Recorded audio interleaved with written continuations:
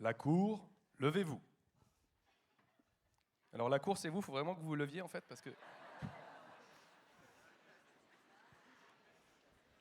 Bonsoir. Bonsoir à tous, bonsoir à toutes. Bienvenue à cette soirée organisée par la coopérative Carbone dans le cadre du Salon de la neutralité carbone. C'est la 3e édition avec un volet RSE cette année porté par Placeco. Je vais laisser la parole à Gérard Blanchard, qui est le président du conseil de surveillance de la coopérative Carbone, vice-président de la communauté d'agglomération de La Rochelle et en charge du projet. Il est déjà là. Ouf, incroyable, hein, t'as vu la robe tout de suite, ça fait son effet. Donc pour ceux qui étaient là les années précédentes, vous savez qu'on teste à chaque fois des formats un petit peu alternatifs. Donc cette année, c'est un procès. C'est un procès pour les générations futures. C'est un nouveau challenge pour nous, donc on vous demande la bienveillance qu'il faut. Ce format, il a été conçu par le média ouzbek Erika. On les remercie vraiment parce qu'on a trouvé que c'était un format qui était particulièrement adapté pour concilier à la fois l'humour, les contradictions et des sujets un petit peu graves des fois.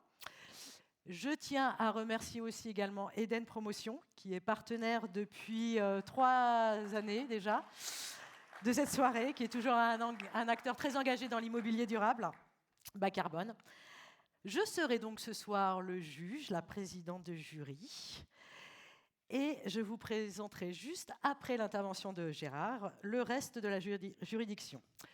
Alors avant de démarrer le procès, juste une petite précision. Pour qu'il y ait procès, il faut qu'il y ait des jurés. Donc le juré, c'est vous. Vous avez eu des petits tickets au début, il me semble, quand vous êtes rentrés. Donc à l'issue des plaidoiries, on appellera 5 jurés pour décider de ce qu'on fait de l'accusé, qui est très, très angoissé. Mais on verra ça plus tard. En attendant, je vous laisse la parole, Gérard. Allez-y. La cour, asseyez-vous. Merci, voilà, vous pouvez vous asseoir en effet.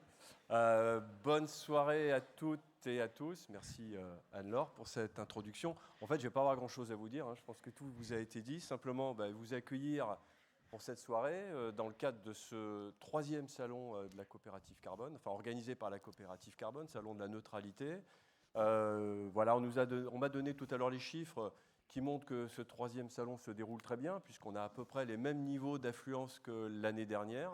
C'est entre 800 et 900 personnes aujourd'hui qui sont passées, y compris évidemment cette soirée.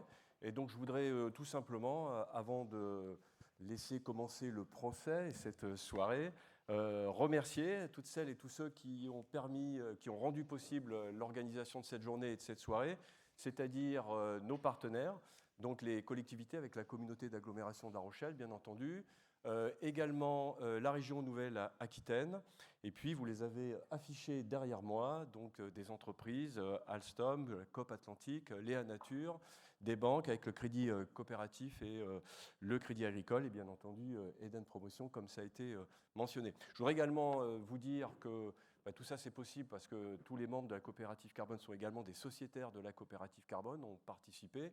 Et je voudrais remercier tout spécialement Anne Rostin, qui est quelque part, que je ne vois pas à cause des lumières, et puis l'ensemble des personnels de la coopérative Carbone qui se sont énormément mobilisés pour l'organisation de la journée, évidemment pour le dérouler. Et puis aussi, vous précisez ce que vous savez probablement déjà, c'est que le prix des places que vous avez payé va servir à planter des arbres, c'est-à-dire à faire le travail de la coopérative Carbone, contribuer à séquestrer du carbone, essayer de lutter à notre échelle et avec les moyens qui sont les nôtres contre le changement climatique. Voilà, donc je vous souhaite une très très bonne soirée et puis le procès peut commencer.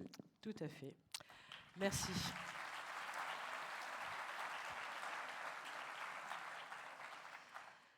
Donc, je vais appeler François Drajon, avocat de la défense. Maître Drajon, si vous voulez bien venir.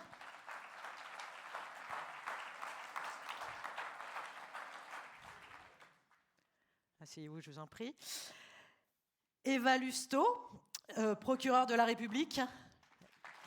Alors, je précise qu'ils sont vraiment avocats dans la vraie vie. Ils sont prêts à s'entretuer, j'en suis sûre. Les témoins experts. Alors, il y a une raison pour laquelle Anne Rostin n'était pas là, puisqu'elle fait partie des experts. Donc je vais appeler Emmanuel Marchand, Laure Noila, Anne Rostin et Clément Turpin.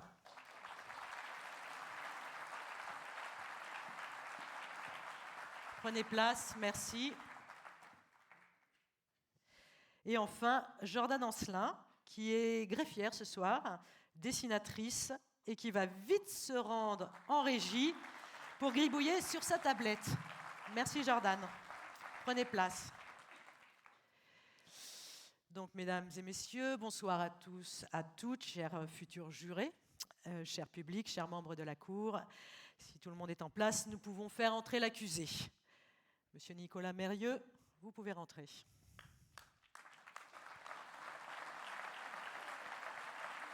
Alors, on ne fait pas le malin, là. Allez-y. Alors, monsieur Mérieux, vous êtes né en 1986 à Grenoble. Vous êtes youtubeur, vous êtes humoriste et vous avez entamé une reconversion en passant votre BPREA, brevet professionnel responsable d'entreprise agricole, afin de devenir paysan dans les Landes. Ces informations, monsieur Mérieux, sont-elles exactes? Tout à fait exact. Ok, très bien. Alors, jurez-vous, monsieur Mérieux, de vous exprimer ce soir dans l'intérêt des générations futures? Je le jure. Très bien. Nous allons d'abord nous attarder sur votre bifurcation avec ce petit extrait d'un film que vous avez réalisé en 2022 et qui s'appelle Nouvelle Graine. Je vous propose de le regarder. Bon les amis, je crois que ça y est. On a fait le tour. Je suis un peu fatigué de vous expliquer à quel point le monde va mal. Je m'appelle Nicolas Mérieux. Pendant 5 ans, j'ai fait des vidéos et des spectacles sur l'environnement. Pour un monde meilleur! Et à force de travailler sur l'état de notre monde, j'en ai eu marre. Marre de voir à quel point on détruisait le vivant, marre de me sentir impuissant. Toute la biodiversité est en train de s'effondrer. Il fallait que j'aille plus loin dans ma démarche, pour avoir une vie plus saine, plus lente, plus autonome. Être plus aligné avec mes valeurs, en fait. Alors, j'ai quitté Paris pour m'installer dans les Landes. Et là, j'ai fait une rencontre qui a changé ma vie. Cette rencontre, c'est Zoé et Anthony. Quand je les ai connus, ils étaient en train de construire un véritable paradis sur Terre. Une exploitation agricole à partir d'une terre quasiment morte, dans une éthique irréprochable. Pas de tracteur sur le terrain, pas d'engrais, quasiment pas de plastique. Comme à l'ancienne, tout à la main. Ça m'a tellement inspiré que je me suis dit, mais pourquoi je le fais pas, moi? Et en fait, c'est eux qui m'ont donné le déclic. Un jour, ils m'ont dit « Nico, passe ton diplôme de responsable d'exploitation agricole et tu verras, toi aussi, tu pourras créer ton paradis sur Terre. » Et bien cette année, c'est parfait. Eux, ils lancent leur exploitation, ils ont besoin de main-d'œuvre. Et moi, je passe mon diplôme et j'ai besoin d'un stage. Donc à 34 ans, je me suis réinscrit à l'école. Voilà. Et franchement, j'ai peur. Ah, on est dans la poudre d'agriculteur.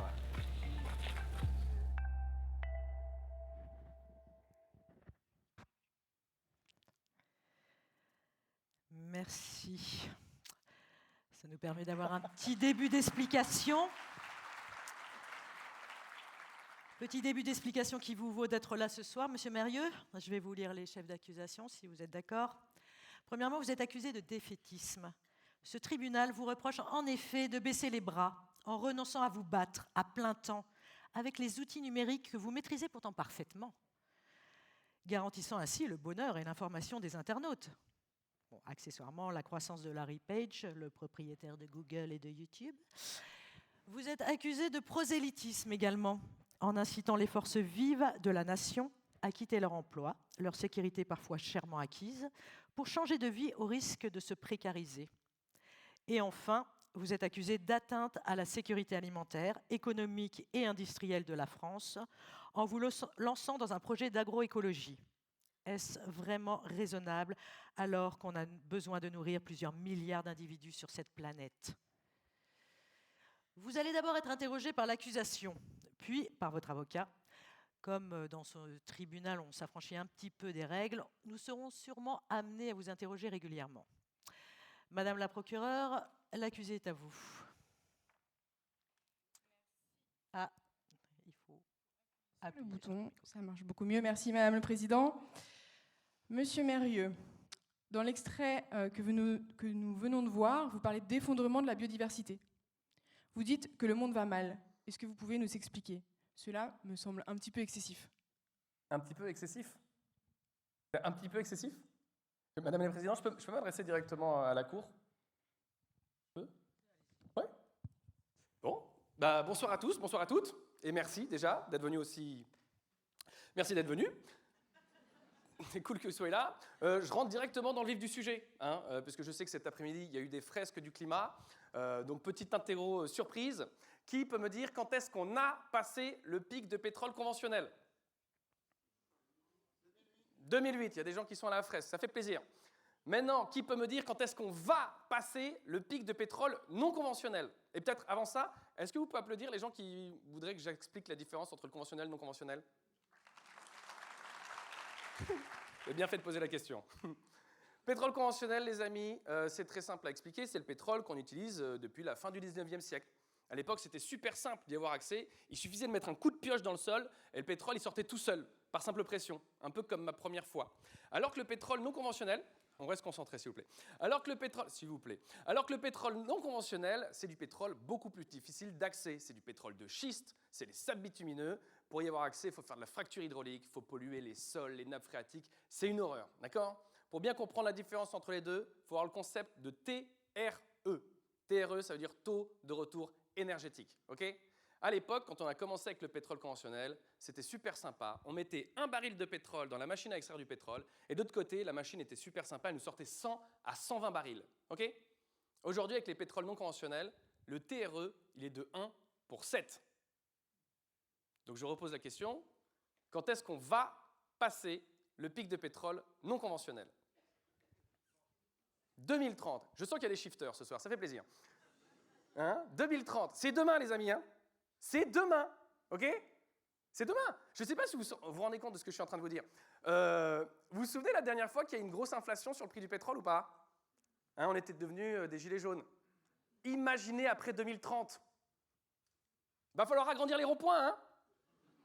Il n'y aura pas de la place pour tout le monde, je vous le dis. En ce moment, l'humanité, elle boit 100 millions de barils chaque jour. Vous vous rendez compte de ça ? 100 millions de barils. C'est-à-dire que l'humanité, elle boit plus de pétrole que d'eau chaque jour. D'ailleurs, en parlant d'eau, à partir de 2030, 40% de la demande mondiale sera plus couverte. Okay ?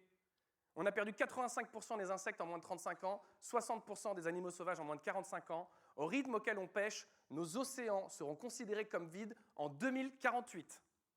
Nous sommes en train de vivre la 6e extinction de masse. Pour rappel, la 5e, c'était la fin des dinosaures. Eux, ils se sont pris une météorite. Ils avaient une excuse, d'accord ? Nous, c'est à cause de nous. Nous sommes en train de creuser notre propre tombe. Alors, à partir de toutes ces données que je viens de vous énumérer, les scientifiques de la planète se sont accordés à dire que si on ne fait rien, à cause du réchauffement climatique, de l'épuisement des ressources et de l'augmentation de la population, à partir de 2050, si on ne change rien, la fête sera finie. On va perdre en moyenne chaque année sur notre planète 100 millions d'individus.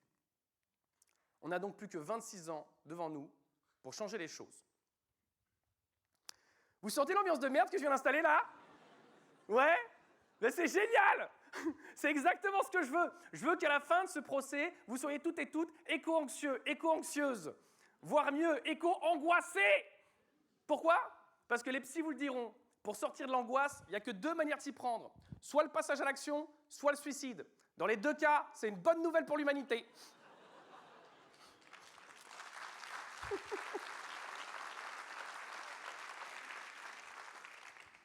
Alors bon, moi, comme je vous l'ai dit, ça fait plus de 10 ans que je travaille sur ces questions-là, donc j'ai eu le temps d'ingurgiter tout ça. J'ai eu le temps de faire des petites dépressions, qui m'ont emmené vers des petits passages à l'acte. Et puis, j'ai fini par faire une grosse dépression qui m'a emmené vers un gros passage à l'acte. Vous l'avez vu dans l'extrait du film. Le plus gros passage à l'acte que j'ai fait dans ma vie, c'est il y a 4 ans. J'ai décidé de devenir paysan. Voilà, ça, c'est mon plus gros passage à l'acte. Et c'est le truc qui me rend le plus heureux et fier dans ma vie aujourd'hui. Vous voyez ? Vraiment. Vraiment. Mais après, avant de faire ce gros passage à l'acte, ma vie, comme beaucoup d'écolos, elle était dictée par une espèce de loi suprême du CO2, tu vois ? Que dans le milieu, entre nous, d'ailleurs, on pourrait appeler la loi Jancovici, tu vois ? Justement, Monsieur Mérieux, Oui. est-ce que vous pourriez me préciser dans votre vie qu'est-ce qu'elle a changé, cette fameuse loi Jancovici ? Ah bah absolument. C'est dans le texte. Alors, à cause de... Alors, n'en faites pas trop quand même, il faut que je vous défende. Pardon, monsieur maître, pardon. La loi Jancovici, à cause d'elle, j'avoue, j'ose pas avoir d'enfant. J'ose pas. Je dis pas qu'il faut pas en faire, hein. Je dis pas qu'il faut pas en faire. Je dis juste que moi, j'ai pas le courage d'en faire, d'accord? Parce que comme vous l'avez vu dans l'extrait, moi, j'habite dans les Landes. J'habite à 3 minutes de la plage. Et je vous dis tout de suite, hein, quand il y aura des vagues de 3 mètres chez moi, 15 mètres, j'aurai autre chose à foutre que de gonfler des brassards, d'accord?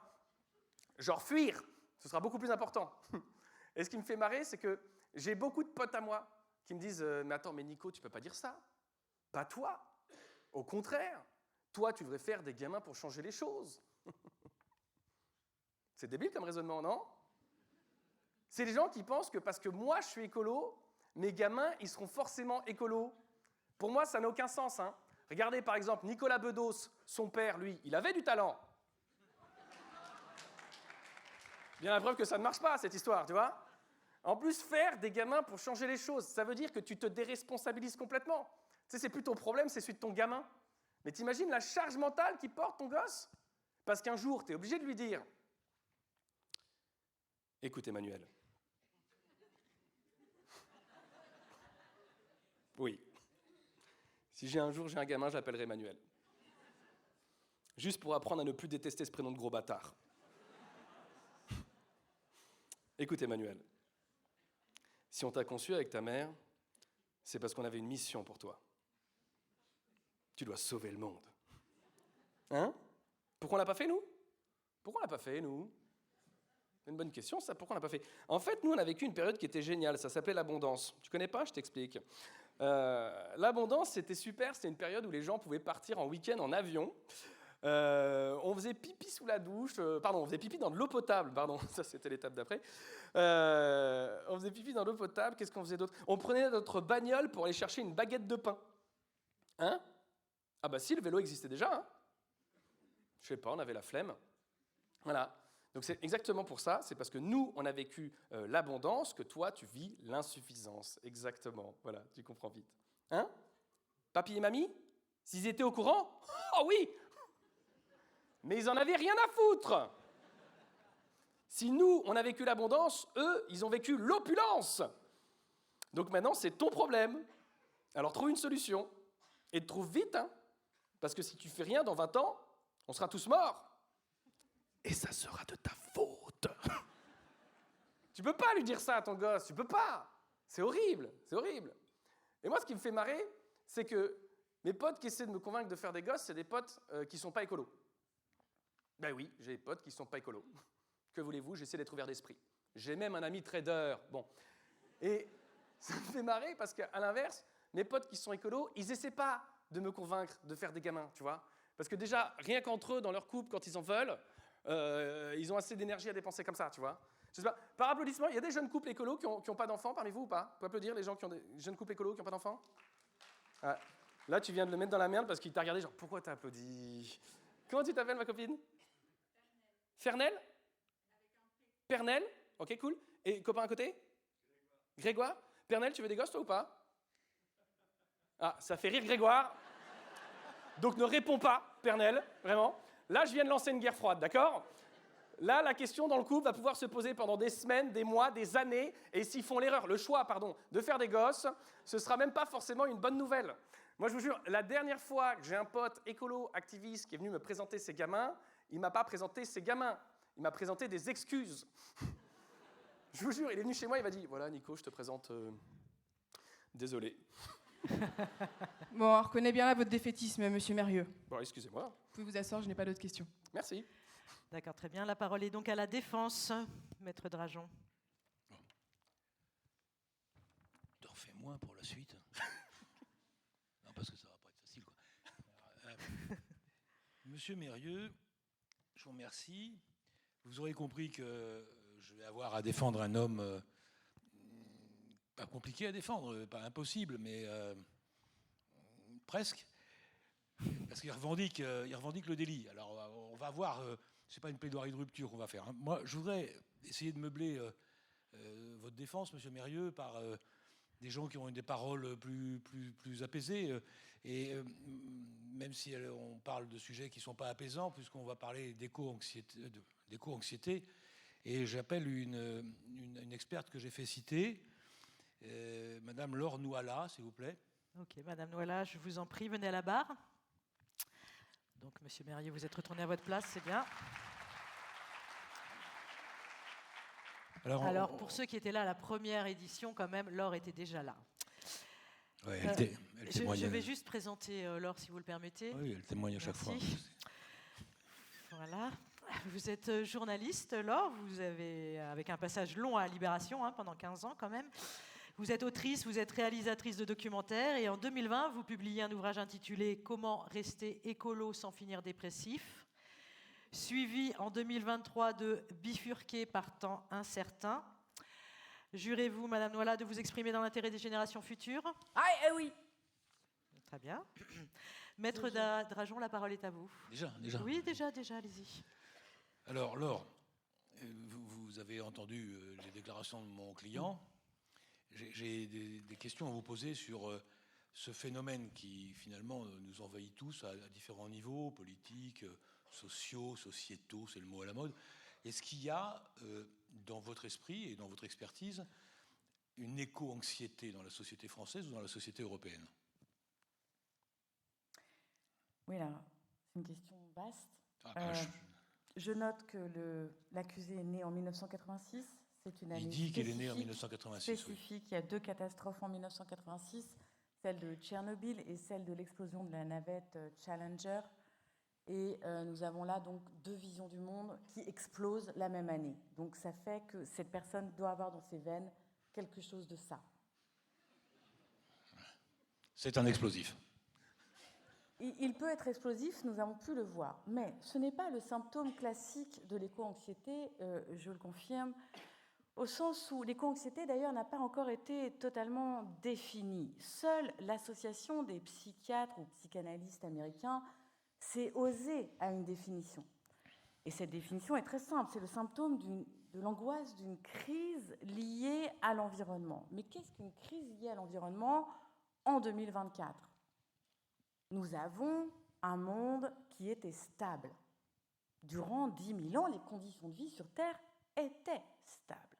Ça a permis aux êtres humains, qui constituent des sociétés humaines complexes, de sortir de leur grotte pour aller jusque sur la Lune. Voyez-vous, ces conditions de vie sur Terre stables sont en train de basculer. Voilà donc une angoisse liée à carrément la destinée de l'humanité. Il ne s'agit pas d'une angoisse liée « Est-ce que j'ai bien trié mes déchets ?» Non.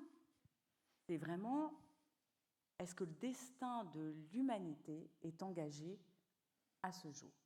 Voilà pourquoi on peut comprendre que ça crée des nœuds, et au cerveau et à l'estomac. Oui, cette question de la finitude possible de l'humanité, c'est une vieille question. La finitude, nous sommes tous en prise avec la finitude. Nous sommes tous dans ce trouble de la finitude. Mais avant la finitude, il y a les conditions de vie, voilà. Alors justement, sur Terre. Est-ce que vous, quand vous parlez, parce que vous êtes experte de la question, quand vous parlez d'éco-anxiété, est-ce que vous pouvez décliner pas certaines pathologies, mais certaines manifestations de l'éco dans l'entreprise, dans la ferme qu'on exploite, ou tout simplement dans la rue quand on passe dans un jardin, ou quand on part en vacances, ou quand on prend un avion. Comment vous voyez l'éco-anxiété? Est-ce qu'il y a des typologies d'éco-anxiété? L'éco-anxiété se manifeste principalement par comment une déferlante d'émotions basses. Vous avez 4 émotions basses à votre disposition, la colère, la peur, l'impuissance et la grande tristesse.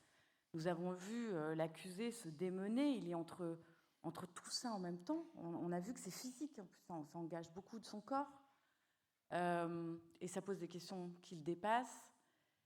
Dans l'entreprise, on peut avoir affaire à du déni ou du « tiens, je vais faire ça comme ça » ou « tiens, si je minimise un peu mon impact », mais en même temps, vous avez différentes réponses.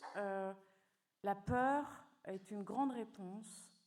La tristesse, je ne sais pas si par applaudissement, pour procéder comme l'accusé, vous pouvez applaudir au nombre de, je sais pas, les personnes qui sont concernées par un paysage de leur enfance qui aurait disparu.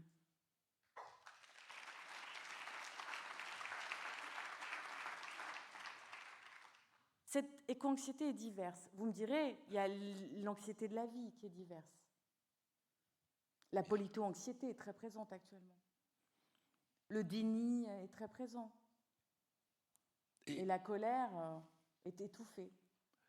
Alors, l'autre question que je voulais vous poser, parce qu'elle va toucher au système de défense, c'est une vieille question, c'est une question que vous avez vraisemblablement déjà entendue.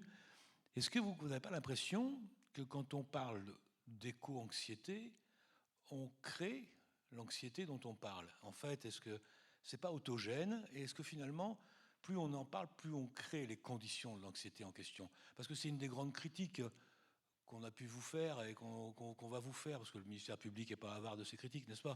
Hein, vous allez la faire, la critique. Bon. Et si elle ne la fait pas de toutes les manières, je la fais à sa place, ça va mieux. Et Ne parlez pas à la place, s'il vous plaît, des autres. j'adore parler à la place du ministère public parce que ça me permet d'éviter qu'il parle. Donc, cette question m'intéresse parce qu'elle permet de désamorcer la critique qu'on pourrait faire à mon client d'être le porteur de la mauvaise nouvelle. Ben moi, j'ai envie de vous dire, ça ne se compare pas, ça s'additionne. Il y a l'anxiété qui est générée par des faits, qui est étayée par le réel, et puis il y a celle qu'on se joue. Voilà. Et c'est pas parce qu'on se la joue qu'elle n'existe pas par ailleurs et qu'elle n'est pas étayée. C'est l'œuf et la poule, vous voyez, votre question. Ah oui, j'ai bien vu. Oui. Non, mais je ne parlais pas de ça, madame. Non, mais est-ce qu'on génère l'éco-anxiété dès lors qu'on parle d'éco-anxiété? Je crois que finalement, le décor actuel du monde se suffit à lui-même. Voilà. Et que donc, du coup, ces personnes ne peuvent pas inventer quelque chose qui n'existerait pas. Elles peuvent surréagir peut-être, pas trouver leur marque dans un monde où on se fait balloter finalement par la houle du destin et de l'effondrement qui nous pend au nez. Donc peut-être que parler des choses, est-ce que ça rend les choses... Si je parle du viol, par exemple. Ça n'a rien à voir avec l'environnement. Vous savez, la domination de la femme et la domination de la nature, ce sont des choses très égales, en fait. Oui, enfin non, là... Si.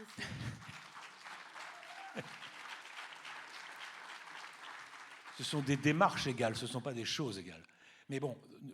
En tout cas, c'est quelque chose de l'ordre de l'existentiel. Alors, est-ce que parler de la chose fait surgir la chose? D'accord.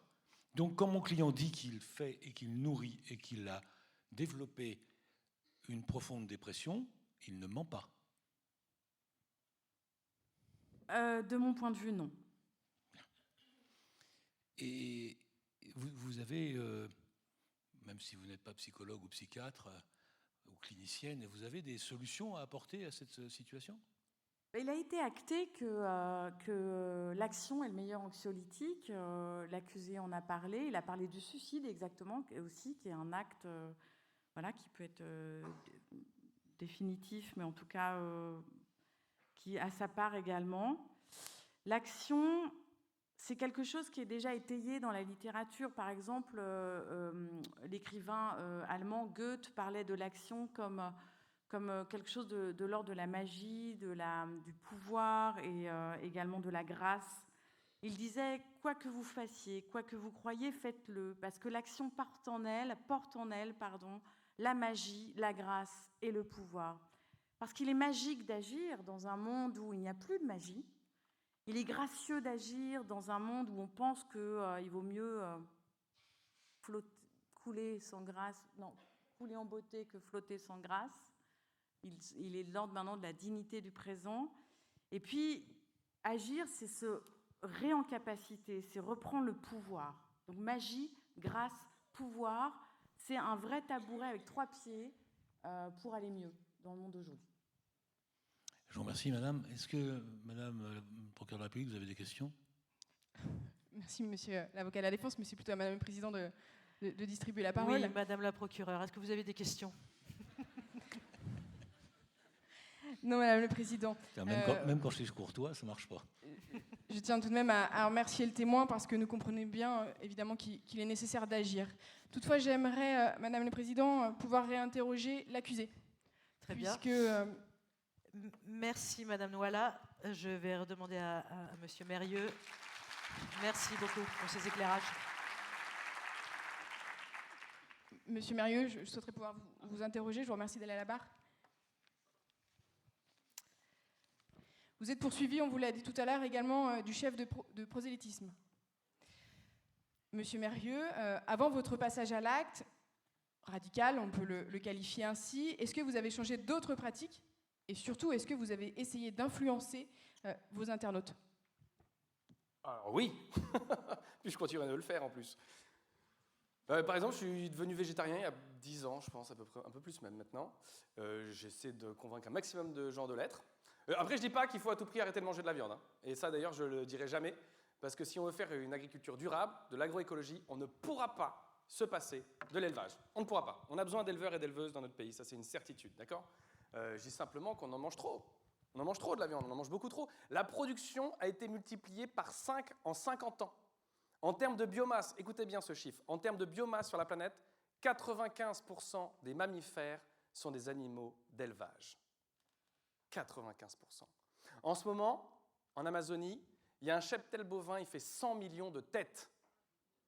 Il y a 100 millions de vaches en Amazonie en ce moment. C'est-à-dire qu'il y a plus de vaches en Amazonie que de gens dans notre pays. Les meufs, elles sont assez nombreuses là-bas, elles pourraient montrer leur propre vachocratie si elles voulaient, tu vois. Elles ont la force de frappe, elles pourraient y aller, tu vois. Moi, j'essaie d'imaginer, tu vois, peut-être que dans leur vachocratie, elles finiraient avec le confort moderne, d'avoir des petits supermarchés, tu vois. Dans leur supermarché, certainement qu'elles vendraient du fromage dans des petits carrés d'aluminium, comme ça. Il y aurait écrit l'homme qui se marre.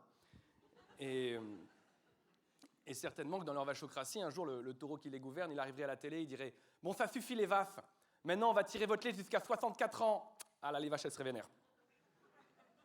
Là, les vaches, elles seraient vénères, elles descendraient dans la rue, elles seraient « Ouah, c'est plus une vachocratie ici, c'est une vachictature ou quoi ?» Et moi, ce que je souhaite à ces vaches, c'est qu'un jour, elles chopent le taureau qui les gouverne et qu'elles en fassent du steak haché. Mais c'est une autre histoire et je ne veux pas de procès, j'en ai déjà un ce soir. Ce que j'essaie de dire, c'est que la viande, on en mange beaucoup trop et on veut en manger de plus en plus. On veut en manger tellement qu'on n'a plus assez de surface sur Terre pour cultiver de quoi nourrir tous ces animaux. Le problème, c'est que l'être humain, c'est un génie. Il s'est dit, de la place, il n'y a qu'à en faire. Moi, je connais une forêt au Brésil, à part 200-300 sauvages en slip, il n'y a personne, hein. On n'a qu'à couper du bois, personne ne le sera. Et depuis, les amis, on rase depuis 20 ans, en moyenne, 1 million d'hectares de forêt amazonienne chaque année. 1 million d'hectares. À titre de comparaison, on a vécu, pas cet été, mais l'été dernier, comment on dit? L'antépénultième, c'est ça? Ouais. Les plus gros incendies de l'histoire de l'Europe, en Grèce. Vous vous en souvenez? Non, on s'en souvient, ça chialait tous les soirs à 20h. Hein, on s'en souvient. Les plus gros incendies de l'histoire de l'Europe. Vous savez combien d'hectares sont partis en fumée pour les plus gros incendies de l'histoire? 80 000. 80 000. Les plus gros incendies de l'histoire de l'Europe. Là, je ne vous parle pas de 80 000 hectares. Hein. Je vous parle d'1 million. Je ne vous parle pas d'un phénomène épisodique. Je vous parle de chaque année 1 million d'hectares. On est en train de raser le plus gros réservoir de biodiversité de la planète pour à la place y foutre de la monoculture, de soja OGM pour nourrir nos animaux de supermarché. Je ne sais pas si vous vous rendez compte. Hein. Pour vous donner une image, c'est comme si du jour au lendemain, on enlevait toute la musique de Spotify pour garder un seul album. Et c'est celui de Michel Sardou. On n'a pas envie de ça, les amis! Non, on est d'accord, merci! On n'a pas envie de ça! Vraiment! Alors, vraiment, je ne dis pas qu'il faut arrêter de manger de la viande. Je dis juste qu'on pourrait en manger beaucoup moins. Beaucoup moins, beaucoup moins, beaucoup moins. Surtout que les médecins s'accordent à le dire. Il suffit de manger de la viande une fois par semaine pour être en bonne santé. Tu vois, ça suffit largement. Et ça réglerait cet argument que j'entends trop souvent, que je trouve qui ne fonctionne pas, mais que je l'entends souvent, les gens qui disent « Ouais, mais le problème, c'est que la viande chez les éleveurs et les éleveuses, elle coûte trop cher. » Non, c'est pas vrai, ça. En fait, le problème, c'est qu'il y a des supermarchés qui vendent de la viande subventionnée et qui vous font croire que la viande dans les supermarchés, c'est le vrai prix, avec des trucs comme Lidl qui disent « Lidl, le vrai prix des bonnes choses ». Ta mère, Lidl, vraiment. Vraiment. Il faut arrêter de prendre les gens pour les cons. Vraiment. Parce qu'après, ça rentre dans la tête des gens et ils osent dire que la viande chez les éleveurs et les éleveuses, elle coûte trop cher. C'est pas vrai. C'est pas vrai. Vous savez, c'est un secret pour personne aujourd'hui, surtout avec les dernières manifestations dans le monde agricole. L'agriculture, c'est le secteur socio-professionnel le plus touché par le nombre de suicides dans notre pays. C'est 1 à 2 personnes qui se suicident tous les jours dans cette profession. La majorité des cas, la grande majorité des cas, c'est des éleveurs et des éleveuses qui essaient de faire leur travail correctement, mais qui n'arrivent pas à vivre de leur métier parce que les gens préfèrent acheter de la viande industrielle. Alors je vous en supplie, si vous continuez de manger de la viande, sauvez des vies. C'est tout. Merci. Merci, Monsieur Mérieux. Madame la procureure, vous avez d'autres questions? Pas de questions complémentaires, merci. Très bien. Maître Drajon? Oui, Oui, Maître Drajon? Oui, je me réveille. Oui, réveillez-vous. C'est l'âge, je sais pas. C'est cela, oui. Voilà. Je voudrais inviter à la barre 2 nouveaux témoins. Alors, on a un témoin distanciel, je crois, ou distancié. Oui, tout à fait. Qui est Monsieur Biteau. Oui. Que tout le monde connaît, que j'ai fait citer, agriculteur, agronome, élu de la République puisqu'il est député de la 2e circonscription, et qui va nous parler par visioconférence.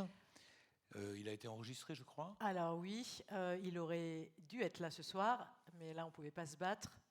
Il avait une réunion avec le groupe parlementaire à Paris.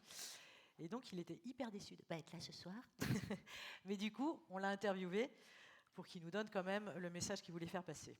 Voilà, donc on aura Monsieur Biteau, et puis juste après, Monsieur Marchand, qui est avec nous, qui est là-bas, et que j'aurai le plaisir de torturer par quelques questions. C'est cela. Donc, on va écouter Benoît Biteau.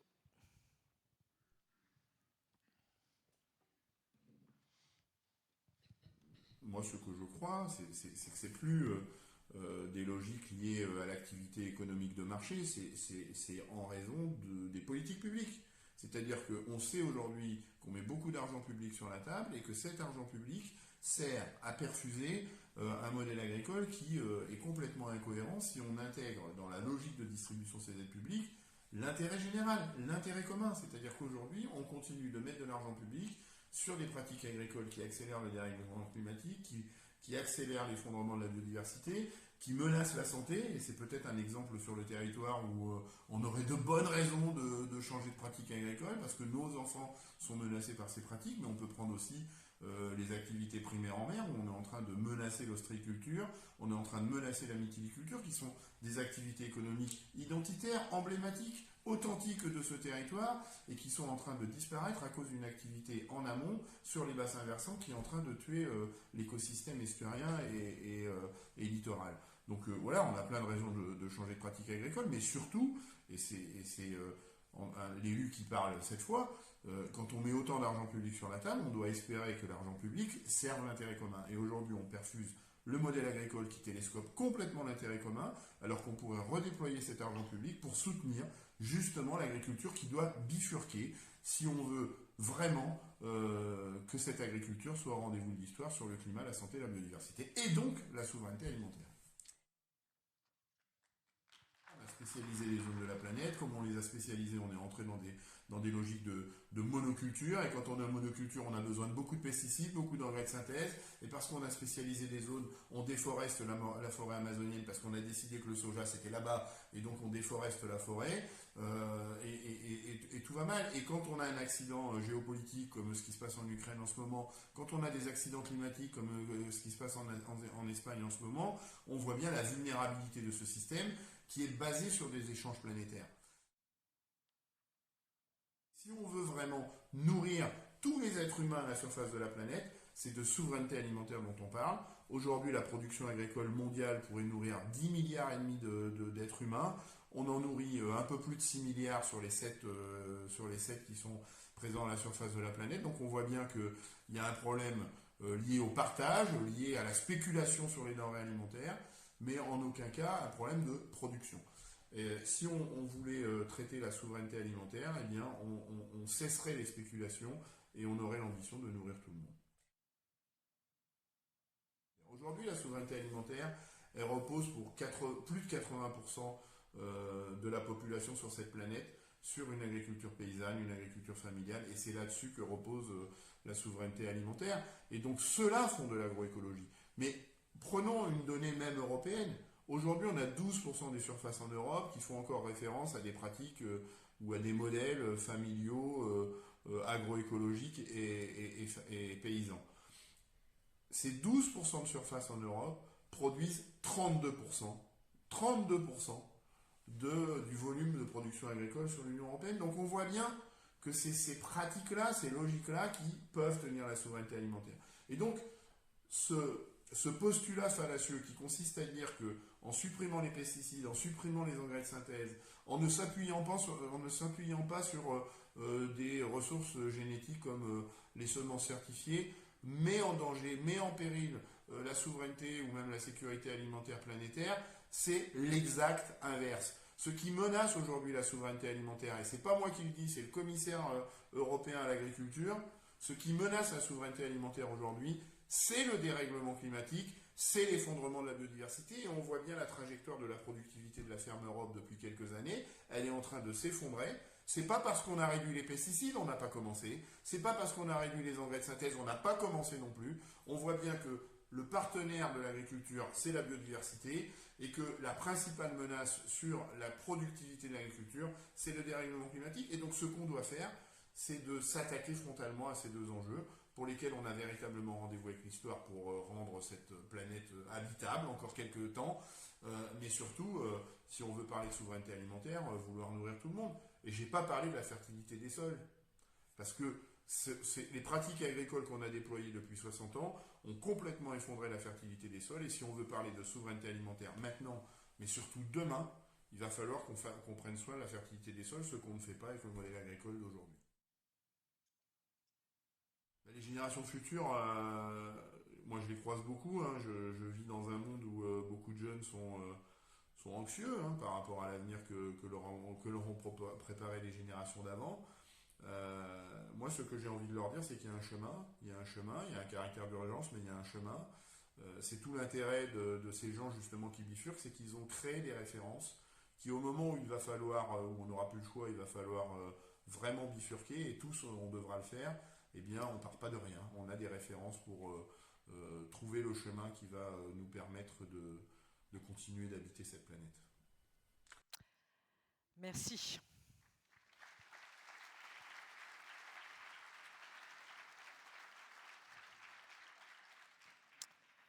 Monsieur Marchand, je vous invite à venir à la barre. Il a quelques fans dans la salle, je crois. Monsieur Marchand, vous êtes paysan. Après avoir travaillé dans des collectivités, vous aussi, vous avez bifurqué, il me semble. Vous vous êtes installé en 2010 sur la ferme familiale dans un objectif de faire de ce lieu un espace de biodiversité, de production, de transformation et de pédagogie. Il s'agit d'une ferme qui est d'une centaine d'hectares. C'est la ferme du Mont d'Or qui se trouve au Tout. Vous êtes aussi engagé dans diverses organisations pour valoriser cette agriculture ambitieuse pour le sauvage, c'est vos termes. Vous êtes sociétaire de la coopérative Carbone, bravo. Est-ce que, Monsieur Marchand, vous jurez de vous exprimer ce soir dans l'intérêt des générations futures? Oui, je le jure, Madame la Présidente. Très bien. Maître? Oui, Monsieur Marchand, je vous ai fait citer. Je sais que le ministère public y voit presque une citation à contrario que je n'aurais pas dû faire dans la défense de mon client. Est-ce que vous pourriez me dire, parce que moi je pense qu'il ne faut pas avoir peur de poser les questions, et toutes les questions quand on défend. Pourriez-vous m'expliquer, on a compris que vous veniez d'une quasi-fonction publique, ou de la fonction publique, pourriez-vous m'expliquer votre passage à l'acte, à vous, le vôtre, et ce que vous avez fait? Alors oui, effectivement, après une quinzaine d'années en fonction publique territoriale, j'ai eu le sentiment, malgré mon admiration pour certains élus, que mon rôle n'était pas suffisant et que je pouvais avoir, on va dire, un impact positif sur ce monde bien plus fort en devenant paysan. Et donc j'aurais pu faire l'objet d'un procès il y a donc 15 ans maintenant. La soirée n'est pas terminée. Hein. Ça ne s'est pas fait, ça ne s'est pas fait. Mais pourquoi ça? Parce que tout simplement, pourquoi laisser une ferme familiale au monde conventionnel quand, avec mes petits outils de la fonction publique, je me suis dit, finalement, en tant que doux rêveur, j'avais la capacité de mettre en place un espace de biodiversité sur lequel on peut produire en bio, local et accessoirement, et cela n'est pas un accessoire, replanter des arbres. Voilà la motivation du passage à l'acte. Et donc, vous êtes passé à l'acte et vous faites quoi dans votre ferme? Alors c'est une ferme qui fait des cultures, on va dire, type céréales, qui sont transformées en farine pour partie, des légumineuses type lentilles corail, lentilles vertes, pois chiches, pois cassés, du sarrasin pour faire des bonnes petites galettes qu'on peut manger dans les restos du coin, et puis du thym également avec une autre coopérative qui s'appelle Biolopam et qui s'exerce à vous proposer des tisanes au thym, entre autres, produites localement. Et puis, la ferme, ce n'est pas simplement un espace de production. Moi, depuis le tout début, j'ai imaginé que ça puisse être un espace de témoignage où on puisse effectivement, à l'image du procès de M. Mérieux, finalement développer tout un tas d'expériences qui témoignent que l'agriculture bio en Charente-Maritime, dans la plaine de l'Aunis, c'est possible et on peut en vivre. Alors, je ne dis pas que c'est toujours facile, mais ça fait 15 ans que ça marche.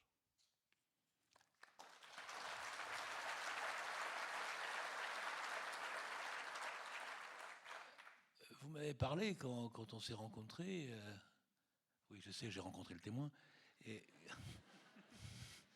Bravo. Avant que vous le disiez. Vous ne réagissez pas, maître?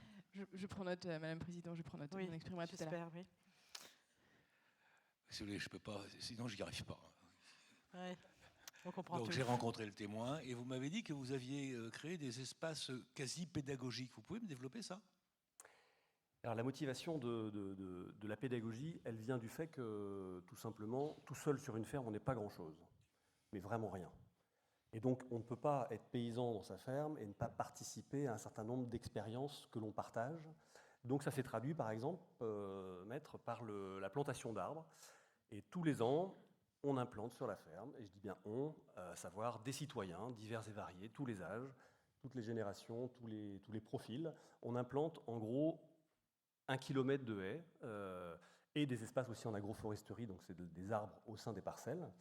Tout ça pour essayer de travailler avec la nature et non pas simplement à côté ou contre la nature, parce que tout simplement, M. Biteau le disait très bien tout à l'heure, la biodiversité et l'agroécologie dans toutes ces grandes expériences permettra demain de produire correctement et de devenir paysan pour le bien de tous et de toutes. J'ai une dernière question à vous poser qui me semble un peu sensible, un peu touchy.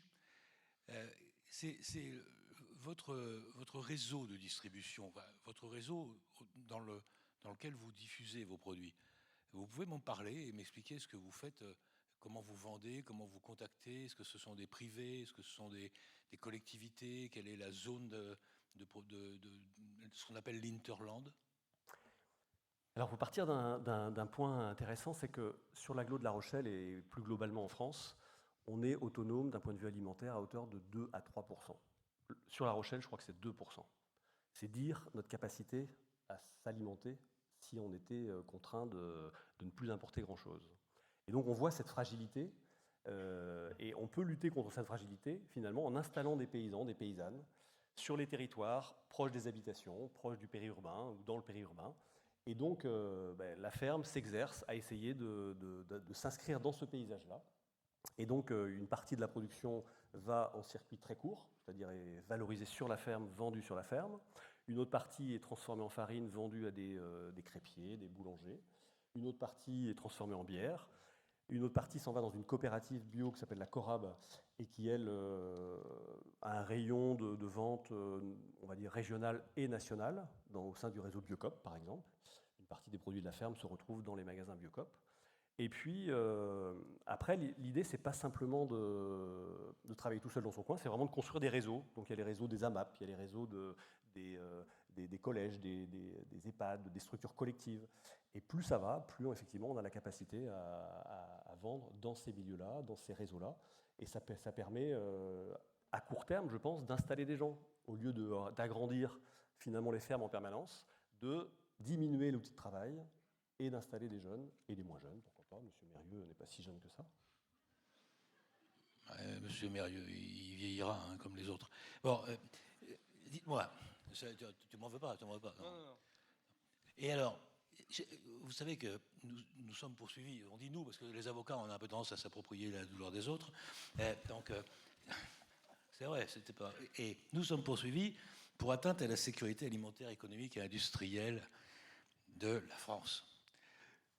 C'est un délit qu'on nous reproche fréquemment.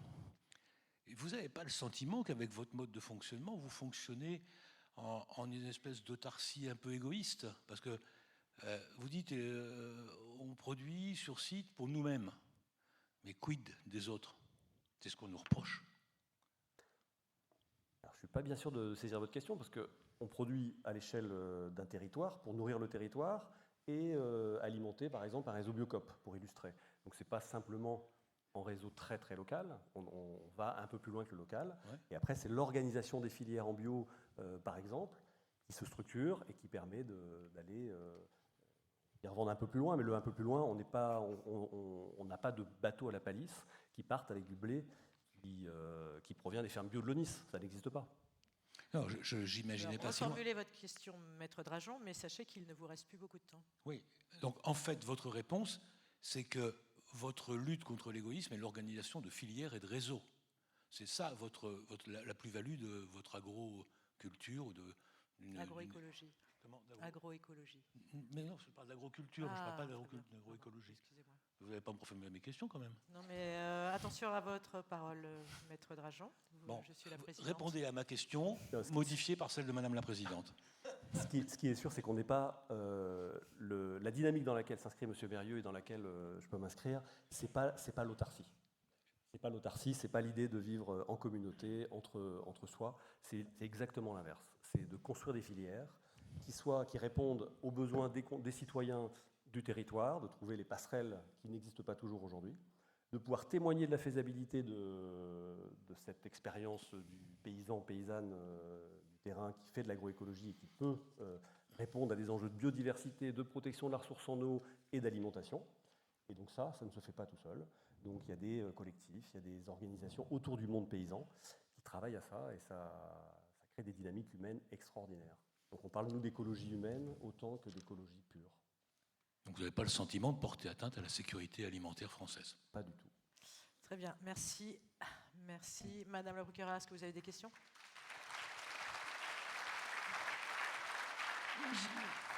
J'ai pas de questions, Madame la Présidente, mais je remercie Maître Drajon qui, je note, a fait citer 2 témoins ce soir, 2 témoins à charge. En revanche, j'aimerais entendre à nouveau, Madame la Présidente, Monsieur Mérieux, puisque c'est vous l'accusé ce soir, donc j'ai quelques questions à vous poser. Monsieur Mérieux, est-ce que vous pouvez revenir à la barre, s'il vous plaît?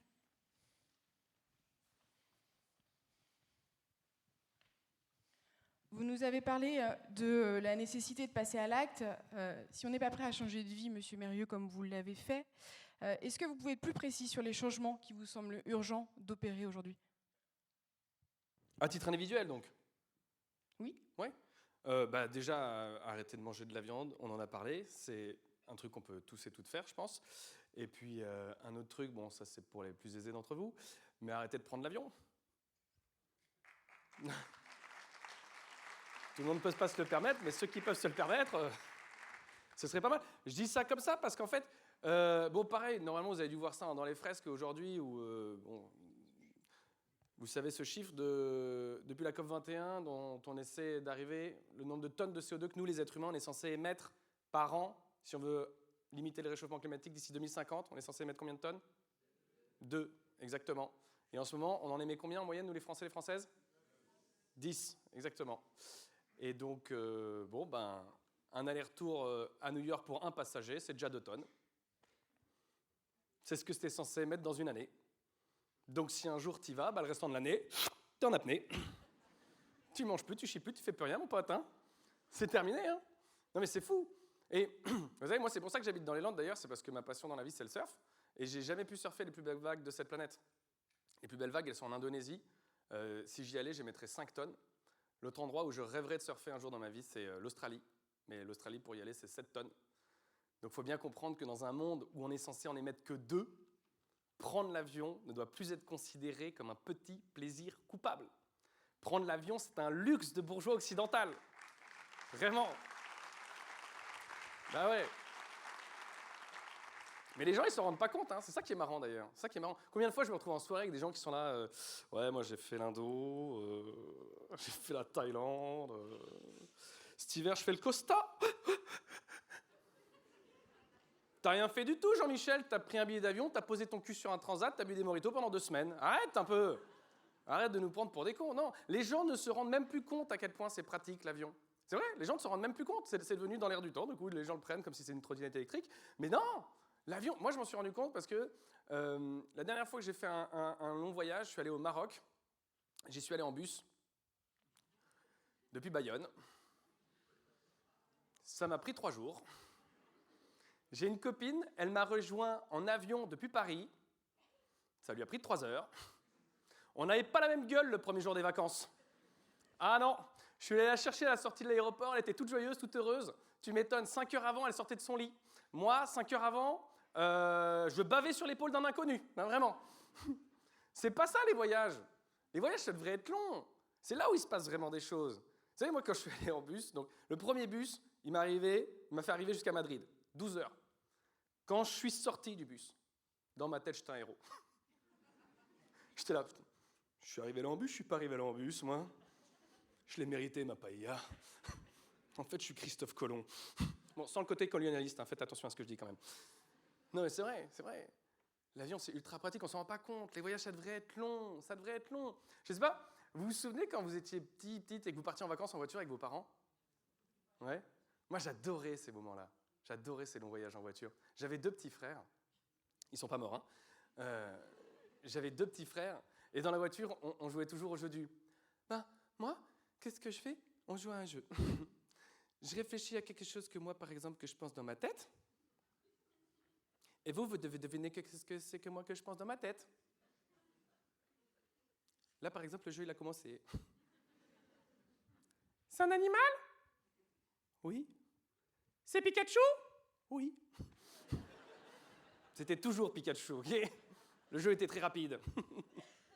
J'adorais ça, ces voyages en voiture avec mes parents. T'avais le temps de vivre plein de choses. T'avais le temps de voir du paysage. T'avais le temps de voir tes parents s'engueuler. T'avais le temps de te faire abandonner sur une aire d'autoroute. Ça, c'était l'aventure, tu vois? Ça, c'était l'aventure. Donc j'avoue, voilà, les 2 trucs qu'on peut faire qui changent le plus, je pense, c'est arrêter de manger de la viande, arrêter de prendre l'avion. Et c'est vrai que quand je le dis, ça, aux gens, il y a beaucoup de gens que ça choque, tu sais, qui sont là... Putain, je suis pas prêt à faire tous ces changements dans ma vie. Moi, déjà, je fais pipi sous la douche. En plus, j'ai déjà pris mes billets pour le Costa. Non, je passe cette histoire. Le problème, c'est qu'on n'a plus le temps de se poser ce genre de questions si on veut sauver l'humanité. On n'a plus le temps de se poser ce genre de questions, c'est vrai. C'est l'humanité qu'il faut sauver, pas la planète. On est tous et toutes d'accord pour se dire que si un jour l'humanité meurt, la planète ne continuera pas de tourner dans l'univers en se disant « Oh bah non, qu'est-ce que j'ai fait de mes êtres humains? Mais comment je vais m'amuser, moi, maintenant ?» Non, la planète, la seule chose qu'elle se dira, c'est « Chais !» Elle était sympa, cette partie de Fortnite. C'est la seule chose qu'elle se dira, la planète. C'est la seule chose qu'elle se dira. Et c'est vrai que quand je dis ça, il y a des gens que ça choque. Il y a des gens qui s'insurgent. Enfin, des gens. Très souvent, c'est quand même des bourgeois de droite, hein, vraiment. C'est pas... Hein, et très souvent, ils te sortent cette phrase, ils te disent non mais si on vous écoutait les écolos, on vivrait au Moyen-Âge. Alors déjà, c'est faux, c'est quand même vachement moins dangereux. Il y a quand même plus beaucoup de loups à La Rochelle. Mais entre nous, entre vivre au Moyen-Âge ou dans Mad Max, pour moi, le choix est vite vu. Je me barre avec Jacouille la fripouille. Ok! Vraiment. Ça me fait marrer. Parce qu'en plus, ces gens-là, ils sont persuadés, c'est les mêmes, que la technologie va nous sauver. Et trop souvent, j'entends ça. Des gens qui sont là, non mais t'inquiète pas, Nico, la technologie va nous sauver. C'était des gens, dans 50 ans, on aura de l'eau jusque-là, ils seront là, bon, mais pourquoi pas, Nico, on va peut-être vivre à nous. Non, la technologie ne va pas nous sauver, d'accord? Et dans les gens qui pensent que la technologie va nous sauver, il y a Bill Gates. Et ce qui est marrant entre Bill Gates et moi, déjà, c'est cette phrase. Ce qui est marrant entre Bill Gates et moi, c'est que le Bilou, là, il a écrit un bouquin sur l'environnement. Je ne sais pas si vous le saviez. Ne l'achetez pas. Je l'ai fait pour vous, et en fait, ça m'a un petit peu choqué, parce que quand j'ai commencé à lire son livre à Bill Gates, tous les premiers chapitres du livre de Bill Gates, je suis d'accord avec tout ce qu'il y a écrit dedans. J'étais le premier surpris, hein, vraiment. Tous les chiffres que je vous ai donnés au début de ma défense, là, je ne sais pas si on peut dire c'est ma défense, mais bon, tous les chiffres que je vous ai donnés, en tout cas, ils sont dans le livre de Bill Gates. Il est au courant, hein? Et donc, du coup, je lis le livre et je me dis, putain, c'est incroyable, Bill Gates, c'est peut-être le premier milliardaire à shifter. Non, mais je suis optimiste comme mec, te fous pas de ma gueule là-bas. Si, je suis optimiste, tu vois. Je me dis, peut-être, Bill Gates, il va expliquer à tous ses potes milliardaires qu'avec tout leur pognon, plutôt que de dégrader le monde, ils pourraient l'aggrader. Après, c'est eux qui ont foutu le bordel, ce serait normal qu'ils réparent les choses, tu vois. Donc, je me dis ça. Et j'arrive au 4e chapitre du livre, c'est sur l'agriculture. Et Bill Gates, il ouvre son chapitre en expliquant à quel point l'agriculture intensive est une catastrophe pour l'humanité. Il le dit d'ailleurs, il dit à tel point que l'élevage intensif de bovins tel que nous la pratiquons aux États-Unis est une véritable bombe à retardement pour l'humanité. Et là, je me dis, c'est incroyable. C'est incroyable. Bill Gates, il va expliquer qu'il faut qu'on arrête l'agriculture intensive et qu'on multiplie le nombre de micro-fermes, le nombre de paysannes, de paysans, qu'on fasse du pâturage tournant dynamique, de la polyculture élevage, du semis sous couvert, de l'engrais vert. Je me dis, il va expliquer tout ça dans son bouquin. Et je tourne la page et il y a écrit « C'est pourquoi nous travaillons actuellement à la création d'une vache OGM qui ne produit plus de méthane. »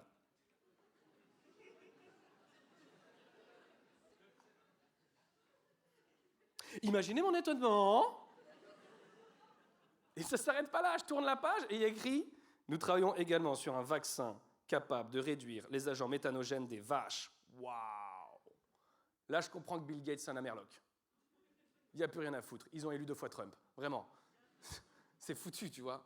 C'est foutu. Et mais je continue un petit peu de lire le bouquin, comme ça, et il continue d'expliquer qu'il faut absolument qu'on atteigne le zéro carbone, tu vois. C'est même chiant, parce que c'est écrit 3-4 fois par page. Il y a zéro carbone, zéro carbone, zéro carbone, zéro carbone. Je ne sais pas pourquoi, maintenant, Bill Gates, il a un accent du Texas dans ma tête, mais il le dit beaucoup trop, tu vois.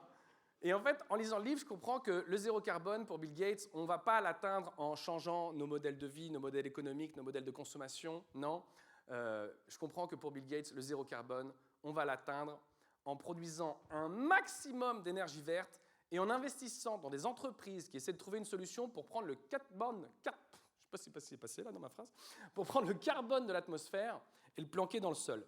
Bill Gates, les amis, il a déjà investi de ses propres poches 445 millions de dollars pour financer les entreprises qui essayent de prendre le CO2 de l'atmosphère pour le foutre dans le sol. Sauf que ça existe déjà, ça s'appelle des arbres.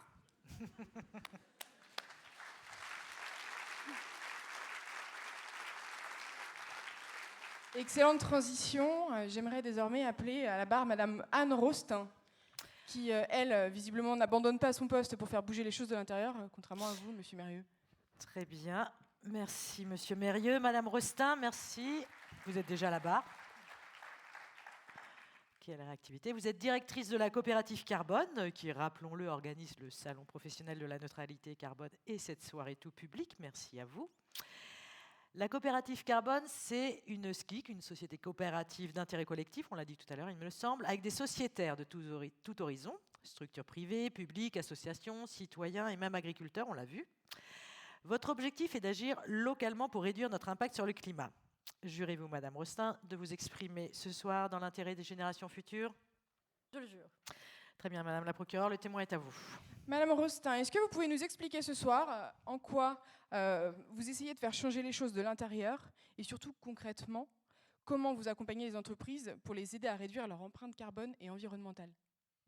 Alors déjà, on essaye de changer les choses collectivement de l'intérieur. Le format d'une société coopérative d'intérêt collectif, qui est en plus entreprise solidaire d'utilité sociale, c'est une gouvernance qui change un peu les objectifs qu'on va se donner. Donc statutairement, finalement, on a garanti qu'on allait défendre des valeurs éthiques, environnementales, sociales, humaines. Et donc, on a structuré finalement la société avec ces 80 sociétaires, permet de garantir finalement l'impact. Et donc, le type d'entreprise aujourd'hui existe pour pouvoir le faire. Ensuite, on accompagne les entreprises, les collectivités, tout acteur, à pouvoir changer les choses de l'intérieur, puisqu'on a besoin de structures pour pouvoir nous nourrir, nous vêtir, nous loger, se mouvoir aussi, et puis échanger. Donc maintenant, c'est comment amener chacun à pouvoir se poser la question et à faire évoluer de manière à le faire mieux et pas au détriment, évidemment, de l'environnement et pouvoir répondre à l'ensemble de nos besoins essentiels. Donc de pouvoir se reposer ces questions sur leur utilité sociale, leur raison d'être, et donc avancer sur leur trajectoire environnementale. Pour ça, bien évidemment, on fait de la formation. Si on n'a pas compris ce que nous explique l'accusé ici, si on ne sait pas qu'effectivement toute activité humaine est aujourd'hui fortement impactée par le dérèglement climatique, évidemment, on ne va rien changer et on va continuer un peu de se voiler la face. Donc évidemment, il faut pouvoir appréhender ça et se connecter finalement au quotidien de chaque entreprise. Et puis ensuite, il faut qu'elles puissent, on les accompagne pour ça, évaluer leur impact environnemental, donc des bilans carbone, des bilans environnementaux, et puis réduire, c'est-à-dire mettre en place des actions qu'on peut mettre depuis l'intérieur au sein d'une entreprise, et puis ensuite avec ses clients, avec ses fournisseurs, donc pouvoir travailler finalement en collaboration et donc avoir des stratégies qui sont compatibles avec le changement qu'on attend aujourd'hui. Merci pour ces explications. Je note que vous êtes plus efficace que Bill Gates pour planter des arbres. Est-ce que vous pouvez nous expliquer comment vous procédez ? Alors c'est parce que justement on a des sociétaires qui sont très motivés et qui sont volontaires. C'est grâce à ce collectif-là, puisque par exemple le projet pour lequel l'ensemble des présents dans cette salle ce soir avance, c'est parce que donc Forêt Bleue, c'est parce qu'on a des citoyens qui sont volontaires, bénévoles, engagés pour pouvoir planter des arbres dans nos communes, et qu'il y a des communes qui sont prêtes aussi à s'engager pour mettre à disposition du foncier, pour le protéger, pour l'entretenir, et qu'il y a aussi derrière des entreprises qui sont là pour financer ces projets-là à travers leurs objectifs et leurs actions environnementales. Et donc c'est ce collectif qui fait que finalement, sans toutes ces entreprises, tous ces citoyens et l'ensemble des collectivités, finalement, on n'aurait pas pu planter 60 000 arbres aujourd'hui. Peut-être que Maître Drageon vous a posé des questions. Maître Drageon, vous avez des questions pour le témoin ? Ah oui, c'est un témoin qui m'intéresse vigoureusement, parce que le ministère public a raison de faire citer des gens comme ça, c'est merveilleux. Dites-moi, quelle opinion vous avez de la démarche de mon client ? Alors, je trouve que sa démarche est vraiment intéressante, finalement, puisqu'il permet d'apporter, et il a pour objectif de pouvoir nourrir la population avec des produits qui vont permettre d'avancer dans le bon sens sur le volet écologique. Donc, et c'est pour ça qu'on a aussi des agriculteurs au sein de la coopérative, comme le précédent témoin, qui proposent une alimentation saine et durable. D'ailleurs, on souhaite encourager ce type d'exploitation agricole et on souhaite aussi, à travers ces dispositifs de contribution carbone, faire en sorte que l'on puisse accompagner ces transitions agricoles-là, parce que ce qui avait été cité tout à l'heure dans la vidéo par M. Vito, c'est qu'on a un gros problème sur la fertilité de nos sols et qu'il faut restaurer, régénérer la vie dans les sols. Et ça, ces dispositifs-là, grâce à nos collectifs, en fait, aujourd'hui, grâce au financement de la contribution carbone, ils vont le permettre. Donc on est plutôt favorable. Vous êtes même finalement en phase, parce que si je comprends bien, il fait tout seul ce que vous faites de manière groupée en coopérative. Vous ramenez dans le même sens. Oui, mais ensemble, on va quand même plus loin. Puisque finalement, chaque entreprise, une entreprise seule va à un moment donné poser ses limites, puisqu'elle voudra agir pour se décarboner par exemple, mais une fois qu'elle aura fait des actions qu'elle peut faire que pour elle-même, elle va se retrouver limitée si elle ne travaille pas avec son écosystème, avec ses clients, avec ses fournisseurs. Aujourd'hui, l'accusé, s'il n'a pas de clients, de consommateurs qui vont dans ce sens, il n'arrivera pas non plus à mener à bien son activité. Donc seul, c'est difficile. C'est difficile, mais qu'est-ce que vous dites si je vous apprends que cet hiver, mon client plante 1000 arbres tout seul, dans son coin? C'est finalement symboliquement aussi fort que de le faire au sein d'une coopérative. C'est exactement le contraire de ce qu'on reproche. On lui reproche d'être un individu qui prend ses responsabilités. C'est ça le sens de l'accusation. On lui reproche d'incarner individuellement ce que vous faites collectivement. Alors, chaque membre de l'action collective l'incarne individuellement. Et ça ne remet pas en question une action individuelle. L'action individuelle, elle est nécessaire et elle a besoin aussi pour montrer cette exemplarité-là. C'est juste on peut permettre d'aller plus loin, on peut avoir une intelligence collective qui va au-delà. Et puis, ça permet aussi de lutter contre ce qu'on avait cité au tout début avec votre première experte. C'est quand même aussi cette éco-anxiété. Quand collectivement, tout le monde va agir dans ce sens, va être dans l'action, va pouvoir aussi se challenger les uns les autres, ben, finalement, on voit que ça permet quand même d'agir concrètement et voilà, de lutter efficacement finalement contre le climat. Donc, bien sûr, une action individuelle est de toute manière obligatoire, mais en collectif, ça permet aussi de se rassurer, d'aller beaucoup plus loin. Ah oui, ça c'est sûr. Merci. La question étant de savoir s'il est important de bifurquer ou pas. Dans votre cas, vous avez décidé de rester en place. C'est bien ça Exactement, et d'accompagner chacune des entreprises ou collectivités à voir comment elle peut commencer à changer les choses de son intérieur. Et petit à petit, les changements amènent à des bifurcations, mais qui ne vont pas forcément aller dans le sens d'une rupture drastique, mais qui vont petit à petit embarquer de plus en plus de monde finalement dans ces évolutions. J'aimerais revenir aussi sur le modèle de société que vous avez développé. Est-ce que vous pensez que c'est un modèle qui est justement bien adapté à cette éco-anxiété, le fait de pouvoir avoir une voix au chapitre au sein de son entreprise ? C'est un modèle qui est très important dans sa constitution, parce que finalement, il vient dire qu'on ne va pas uniquement attendre du privé ou des citoyens ou des collectivités locales d'agir et de trouver les solutions sur ces évolutions climatiques et de répondre à ces enjeux-là, mais c'est quand même de dire déjà que c'est tous ensemble qu'on va y arriver.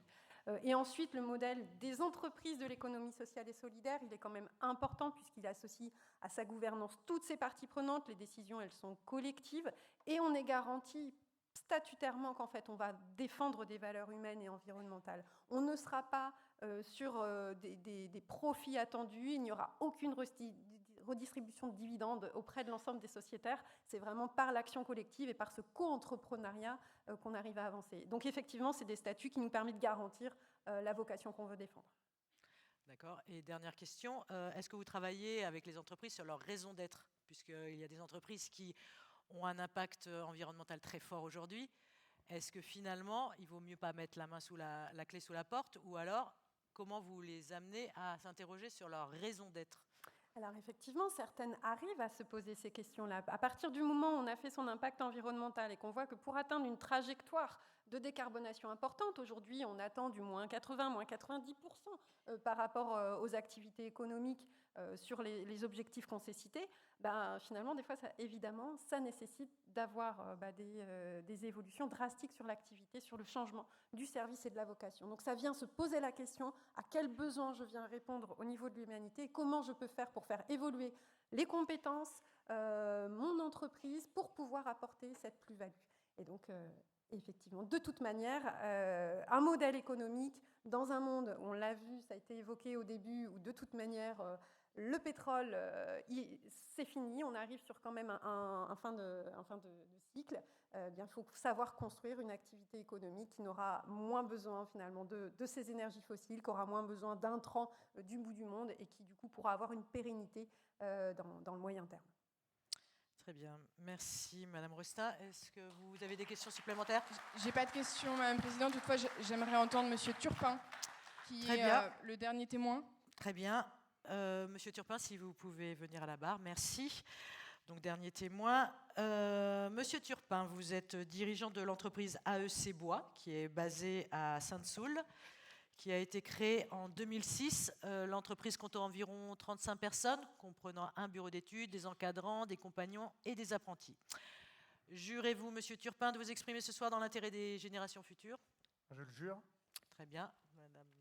Monsieur Turpin, bonsoir. Vous aussi, vous faites bouger les choses de l'intérieur, de par votre activité, mais aussi de par l'exemplarité que vous imposez aussi bien à vos clients qu'à vos salariés. Est-ce que vous pouvez être plus précis et nous expliquer ce soir en quoi ça consiste ? Alors, en quoi ça consiste ? Déjà, pour revenir un petit peu sur le départ du projet, donc c'était il y a 18 ans.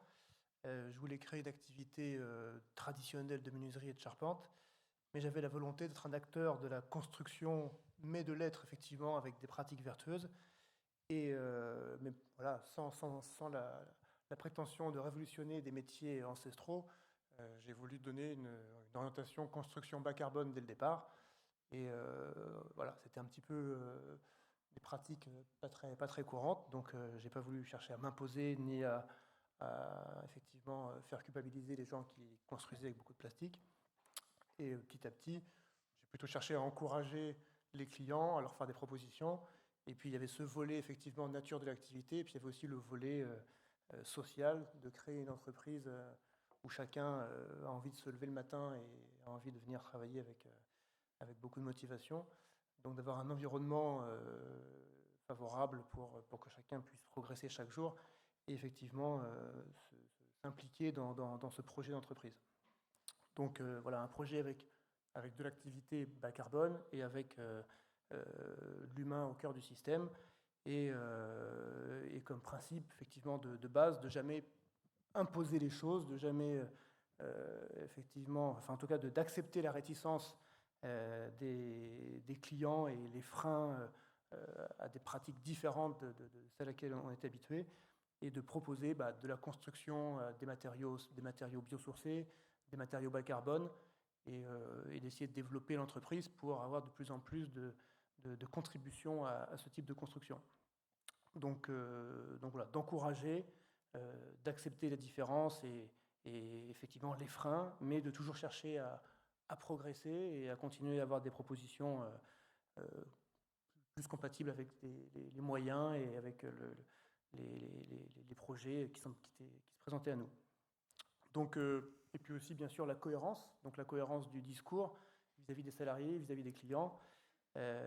Et donc, au bout de 18 ans, effectivement, ça nous a permis, donc à 35 personnes maintenant, et vraiment une équipe impliquée dans cette direction, d'inaugurer un outil de production bas carbone avec beaucoup de bois dans la construction, 350 mètres cubes, 10 tonnes de paille hachée, une autonomie sur l'énergie, alors en ayant une activité pourtant énergivore, mais avec une centrale photovoltaïque en autoconsommation de 250 kW, un système de chauffage par géothermie, donc de limiter l'impact carbone de la construction et de promouvoir la construction bas carbone. Donc dans la CDA de La Rochelle, il y avait un projet qui a été co-construit avec les salariés, donc pas du tout un projet individualiste, mais un projet collectif. Et voilà, la prochaine étape, c'est d'adhérer à la coopérative bas carbone, puisque pour l'instant on est un petit peu en retard sur ce sujet, on n'est pas encore dedans. Mais bon, voilà, c'est la prochaine étape. Et voilà, donc on peut agir chacun à son niveau, dans un esprit collectif, et ne pas s'isoler, conviction bien ancrée, mais voilà, essayer de contribuer à son échelle. Est-ce que vous avez d'autres questions? J'ai pas d'autres questions, je vous remercie. Maître Drageon? Oui. Non, vous pouvez rester. Non, Maître Drageon, on va s'occuper de vous. Mais qu'est-ce que vous leur avez dit sur moi? C'est pas possible. Non, on vous voit à l'œuvre, c'est tout. Votre réputation vous précède. Je ne fais que constater. Ouais, je voulais vous poser une question sur l'effet d'entraînement de votre modèle et de votre philosophie dans le milieu patronal, un mot horrible, hein. Enfin, dans le milieu de l'entreprise, mais dans le milieu de la représentation patronale, dans le milieu des structures patronales, du syndicalisme patronal éventuellement. Comment vous êtes lu et comment vous passez les messages, et est-ce que vous vous intégrez à une filière vertueuse ou une filière verte? Comment vous passez le modèle de votre expérience? Alors, en interne En interne, en externe, comment vous communiquez dans le monde de l'entreprise sur votre expérience et votre modèle et vos choix? Je communique peu en externe, mais plutôt tourné quand même vers... en tout cas, si, peut-être vis-à-vis des clients, on explique notre proposition, mais vis-à-vis, par contre, des salariés, il y a un échange permanent de dire ce qu'on fait, de faire ce qu'on dit, d'être cohérent, de faire confiance, et donc de chercher à l'adhésion des équipes, et puis qui permet derrière un retour quand même d'implication. D'accord. Et l'adhésion de vos clients également? Et l'adhésion des clients, bien sûr, oui, l'adhésion des clients, du fait de cette cohérence, de s'appliquer à soi-même les principes qu'on propose en tout cas, et puis qu'on met en avant, de les appliquer et d'essayer d'être aussi exemplaire dans ses propres démarches d'entreprise. D'accord. Je vais vous poser une dernière question. Je connais la réponse, puisque vous m'avez dit que vous aviez une entreprise, j'ai entendu que vous nous avez dit que vous aviez une entreprise avec plusieurs dizaines de salariés. La démarche que vous avez, elle est quand même économiquement rentable. Ça fonctionne bien, votre boîte? Oui. Bon. Et donc, vous ne vous inscrivez pas dans une logique de défaitisme, Madame le Président. Ce n'est pas à moi de répondre. Pas du tout. Vous ne vous inscrivez pas non plus dans une logique d'effondrement de la sécurité économique ou industrielle. Vous êtes même un acteur significatif de cette économie au plan local et à Sainte-Soule. C'était un peu l'objectif, c'est de montrer aussi qu'on peut faire différemment et que c'est viable économiquement pour tout le monde. Ça permet de faire vivre toute une équipe, ça permet de se développer, de continuer à se développer et d'avoir une offre pour les habitants, les entreprises et les collectivités de Charente-Maritime qui soit viable effectivement. C'est donc une réponse économique pertinente. Tout à fait. Bien. Et qu'est-ce que vous pensez de la démarche de mon client? J'en pense que, de mon expérience, où moi je me suis toujours inscrit dans une logique de groupe et de faire ensemble, là effectivement pour l'instant il y a une démarche un peu de faire seul, mais qui peut après rejoindre aussi une dynamique de groupe. Mais voilà, elle vous semble économiquement indécente, complètement délirante, complètement impertinente? Elle vous semble mettre en danger l'économie locale? Mettre en danger, non, mais de contribuer à son amélioration, non plus. Ça, c'est le problème des témoins. Ah non, mais vous pensiez que vous alliez vous en sortir comme ça? Bien, j'ai plus de questions. Ah ben voyons. Est-ce que c'est ce que je fais ou pas? Bah oui. Non. Je suis complètement une ferme ouverte sur le public, les gens doivent venir. Merci à tous les témoins. Nous en avons fini avec l'audition de... Excusez-moi, Madame la Présidente. Qu'est-ce que c'est? Je peux nuancer deux, trois propos ou pas? L'accusé prend la parole. Je demande si c'est possible. Il a le droit. Alors, je vous écoute. Alors, plusieurs choses. Déjà, je ne sais pas si monsieur connaît le projet de ma ferme, parce qu'en fait, le but, c'est que tout le monde puisse venir la visiter. Donc, quand j'entends que je fais un truc individuel, c'est quand même bizarre. En plus, je fais une pépinière pour faire une collection des plantes les mieux adaptées aux conditions pédoclimatiques de mon territoire, justement pour que ce soit ouvert, que les gens puissent proposer ça chez eux. Donc c'est pas trop individuel, je pense. Et je voulais aussi nuancer le propos de mon avocat, là peut-être que je me tire une balle dans le pied. Mais parce que tout à l'heure... Non, je me permets. On vous écoute. Mais non, parce qu'il a dit que je plantais 1000 arbres tout seul. Il faut dire la vérité, c'est que déjà, c'est 1000 arbres. J'ai fait un crowdfunding il y a 2 ans, et c'est les gens qui me suivent mon travail qui ont payé ces arbres. Donc s'il y en a parmi vous ce soir, déjà merci beaucoup la famille. Et ensuite, effectivement, comme l'a dit mon collègue Monsieur Marchand, sur une ferme, on n'est jamais tout seul. Si on n'a pas plein de copains, on n'y arrive pas. Mais alors là, ce serait plutôt à votre avocat de dire ces choses-là, non, Maître Drajon? D'abord, je ne peux pas tout dire. Oui, bien sûr. Et ensuite, moi, la ferme, je la connais, mais quand même pas si bien que ça. Oui. Mais vous avez des entretiens préalables avec votre... Non, mais j'ai des entretiens préalables. Mais enfin, vous la votre connaissiez, client, vous, la ferme, Madame la Présidente? J'ai clairement eu un avocat commis d'office. Au lieu de vous entretenir avec les témoins, vous auriez mieux fait de vous entretenir avec votre client. Alors, vous dites, maître? Au lieu de vous entretenir avec les témoins, vous auriez mieux fait de vous entretenir avec votre client.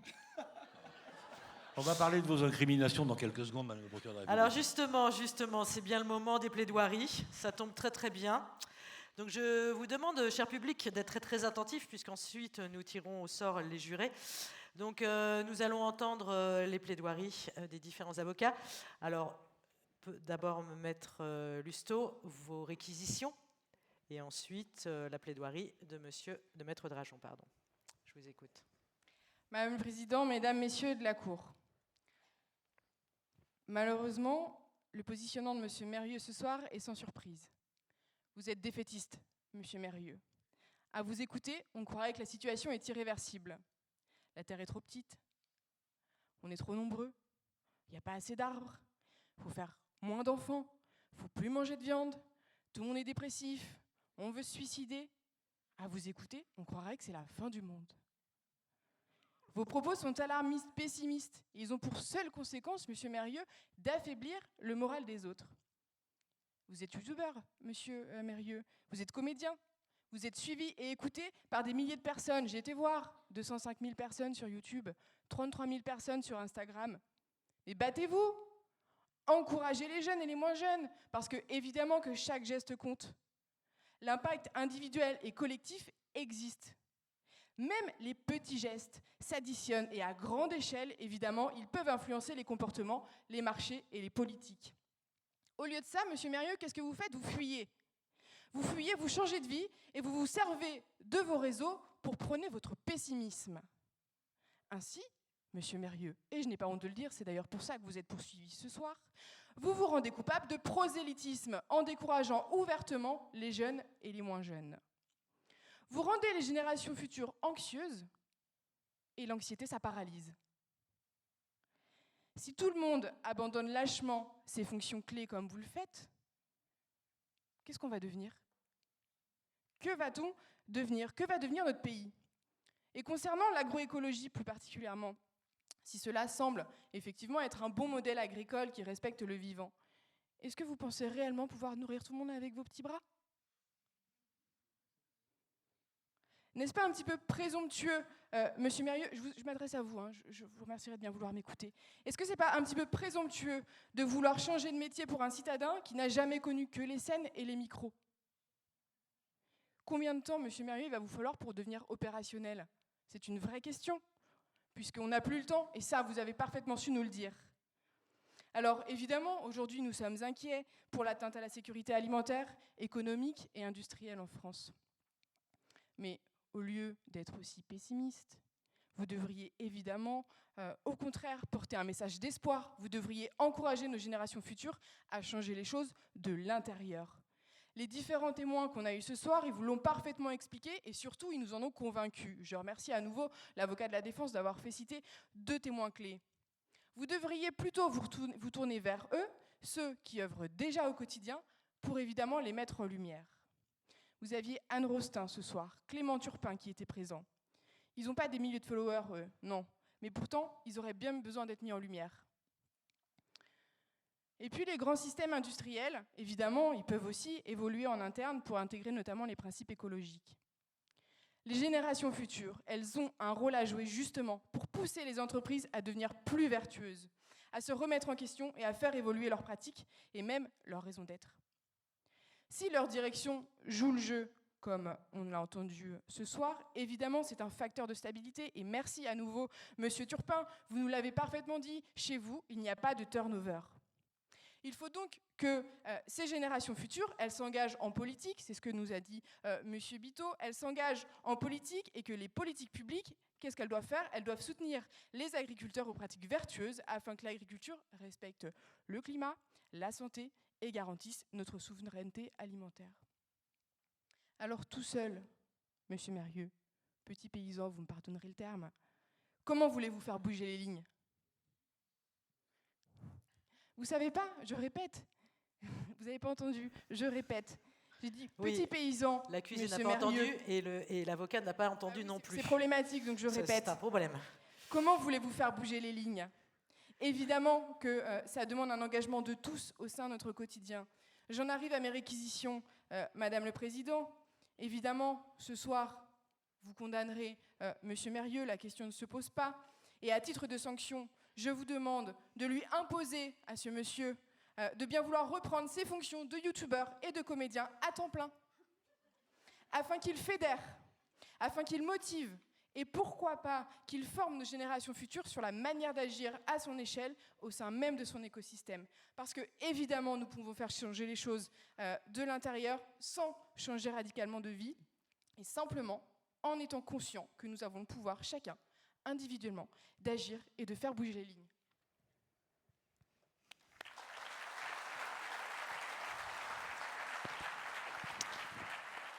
Merci, Madame la procureure. C'est Maître Drajon. Très bien.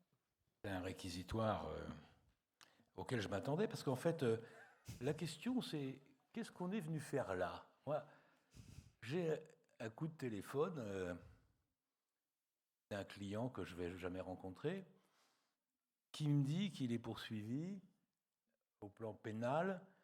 C'est-à-dire qu'en fait, il a commis une faute et qu'il a engagé sa responsabilité, c'est ça le principe de l'action pénale, et qu'il est poursuivi pour avoir fait triple erreur.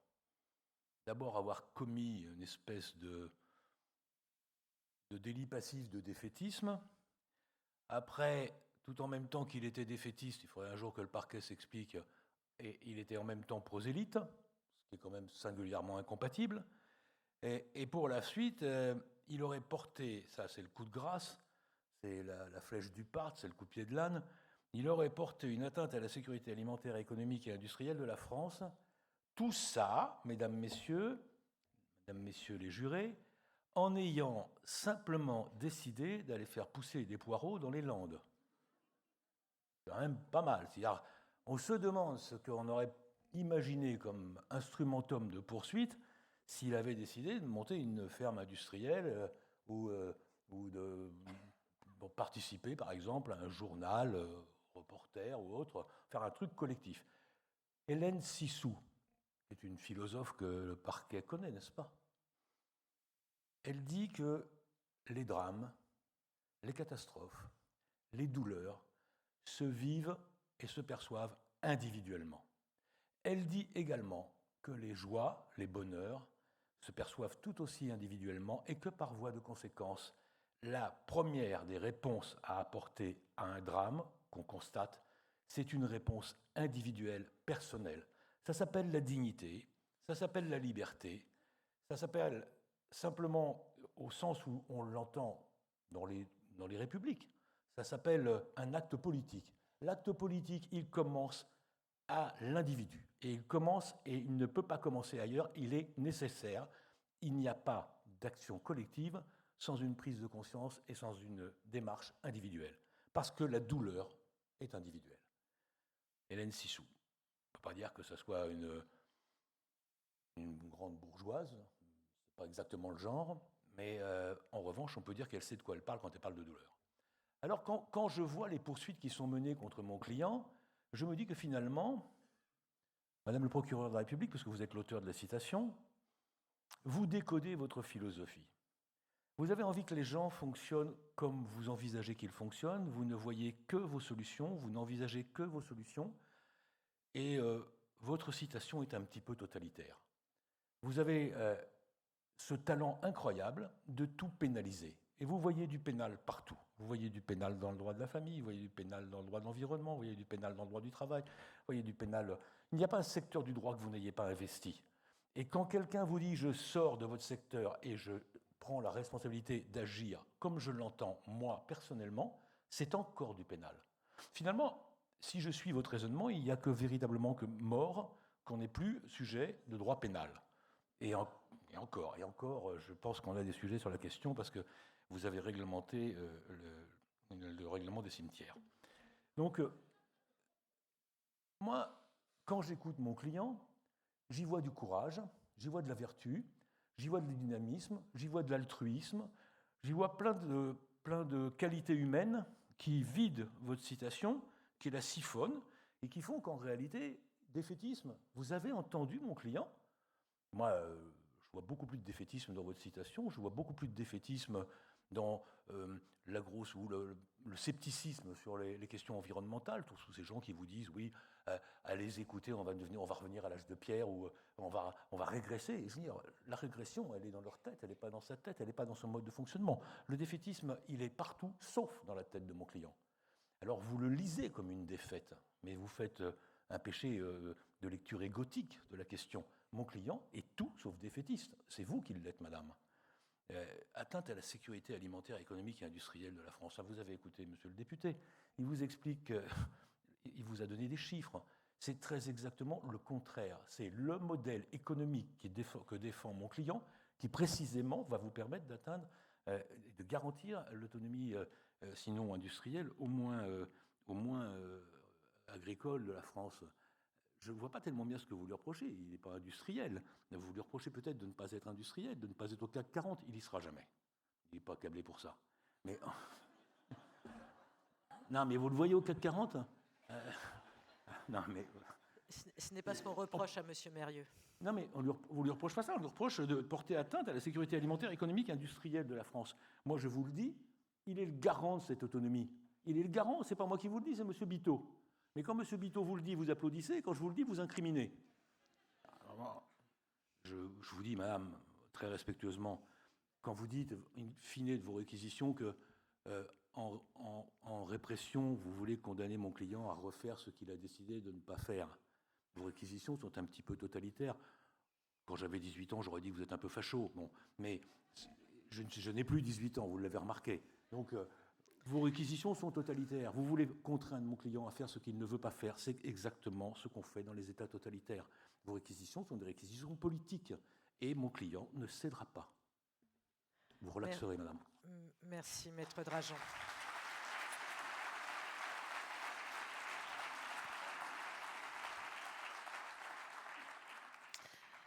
Alors, voici le temps de statuer sur le sort de Monsieur Mérieux. Alors, on s'est dit qu'on allait tirer au sort les jurés.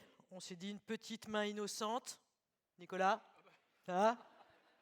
Alors là, avec plaisir. Alors, vous allez tirer 5 numéros. 5 numéros ? Voilà. Il y a du monde qui est venu quand même. Hein. Ouais.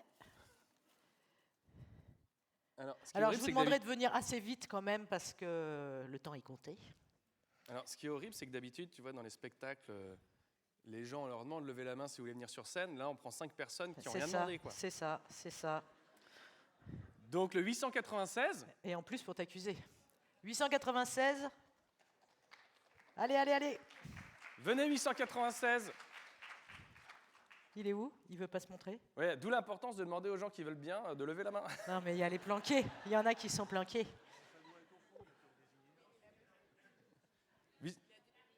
Il arrive. Bon, bah, je te donne les autres numéros. Donc, 783. 783.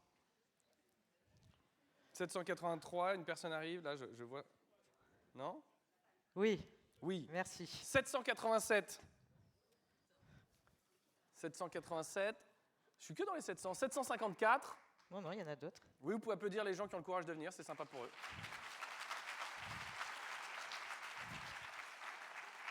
Et 954. Est-ce qu'on a les 5 là? Oui. 954, 754, 896, 783, 787. Venez, venez, faut venir sur scène. Faut pas s'arrêter au milieu des escaliers. Maître Drageon me dit qu'il faut un suppléant en cas de malaise cardiaque. Moi, j'ai tiré les 5 déjà. Oui, mais il faut un suppléant. Un suppléant, d'accord. Très bien. Alors, allons-y pour le 962. Mais lui, du coup, il ne va pas voter.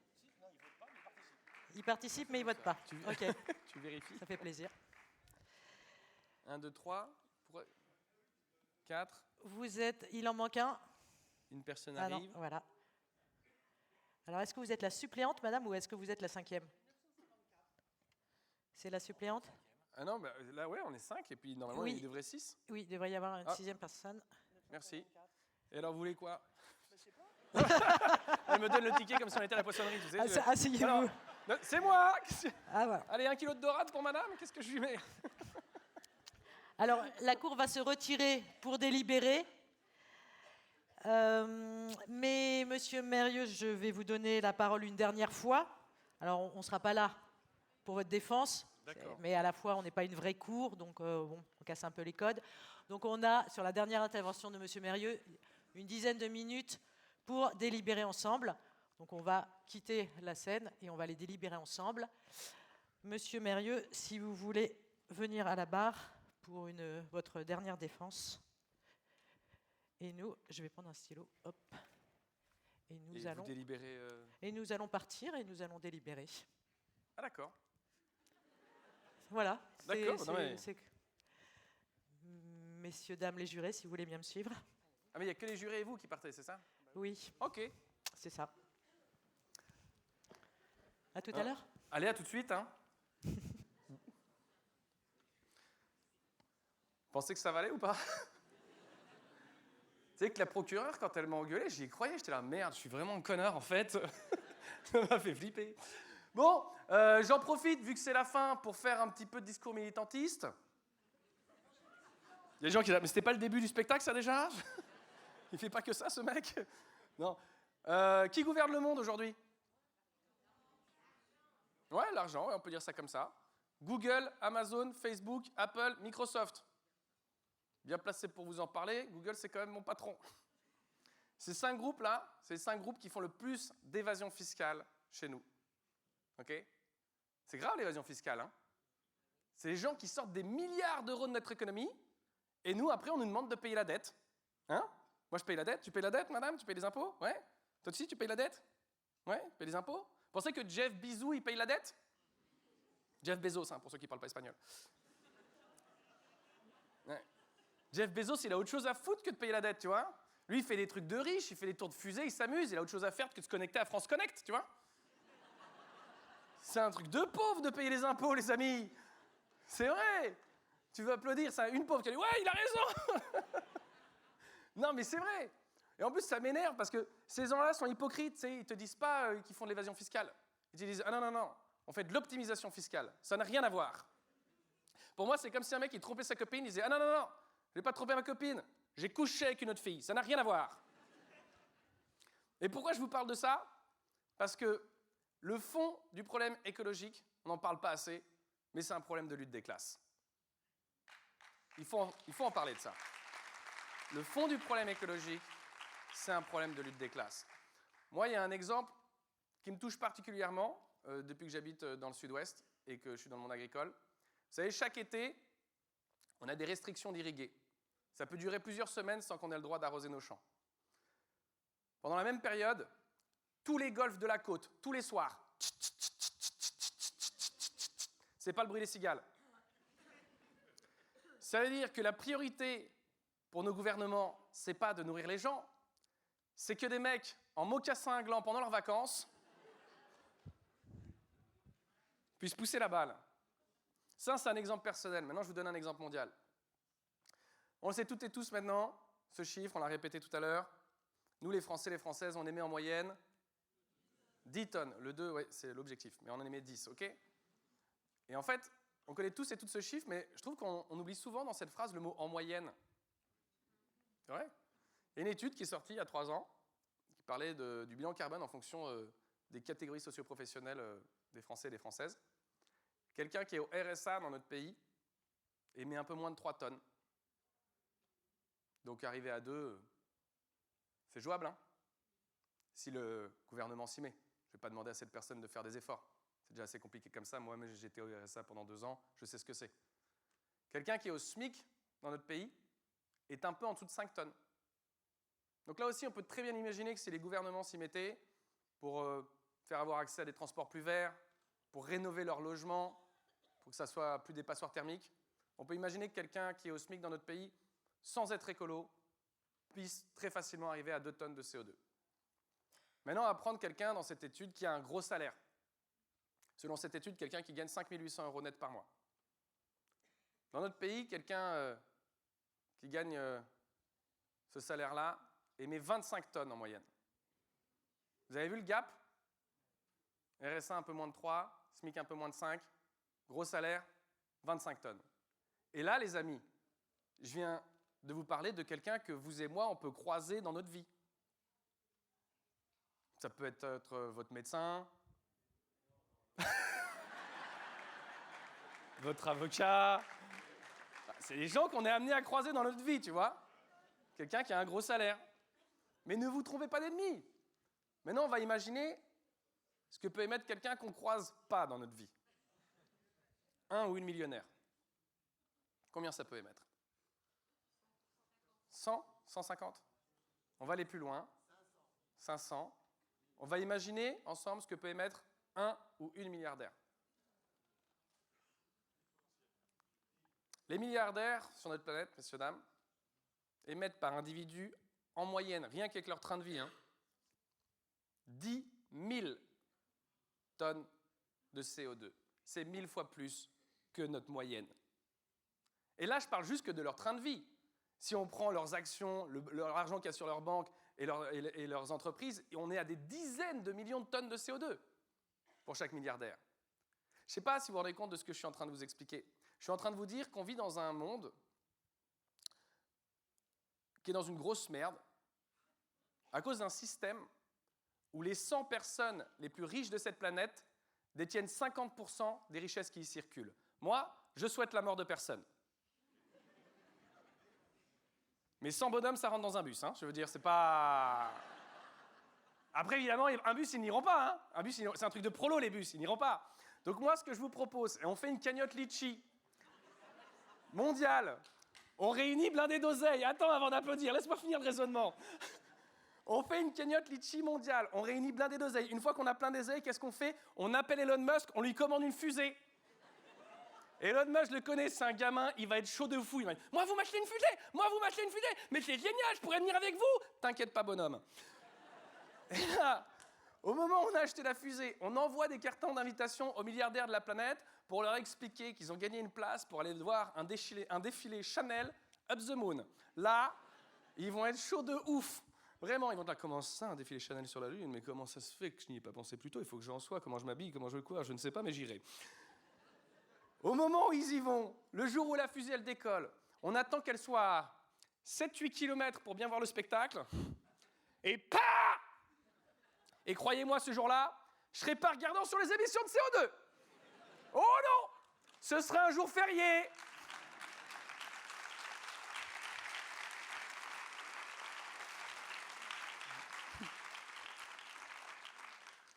Vous savez, pour moi, si on n'est pas écolo en 2024, c'est qu'on ne se rend pas compte à quel point la vie est belle.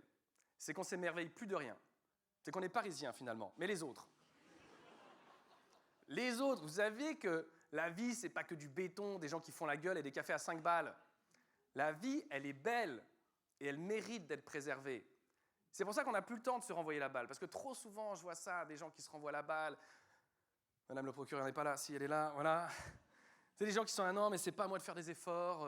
C'est aux chefs d'entreprise des multinationales de faire des efforts. Les chefs d'entreprise dans les grosses boîtes, là, elles sont là, non, mais c'est pas à nous de faire des efforts. Nous, on a quand même des actionnaires, des dividendes, alors on continue, business as usual. Et quand les hommes et les femmes politiques, en haut, là, ils nous ont fait des lois pour mettre les règles du jeu pour tout le monde, là, on fera des efforts. En attendant, on fait rien. Et là-haut, les hommes et les femmes politiques qui nous gouvernent, ils sont là, on va quand même pas demander aux gens qui nous ont mis au pouvoir de faire des efforts, on va plutôt demander au peuple de faire pipi sous la douche. Et là, on se retrouve dans un triangle de l'inaction, où tout le monde se renvoie la balle et personne ne fait rien.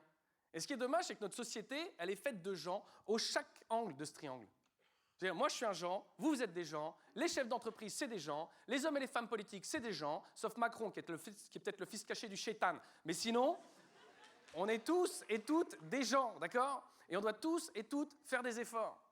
Vous savez, la transformation du monde, là, je la vois comme si l'humanité, vous avez certainement déjà vu cette image, toute l'humanité était coincée dans un bateau, sur un rapide, un courant qui va super vite, avec un énorme rocher en face de nous, là.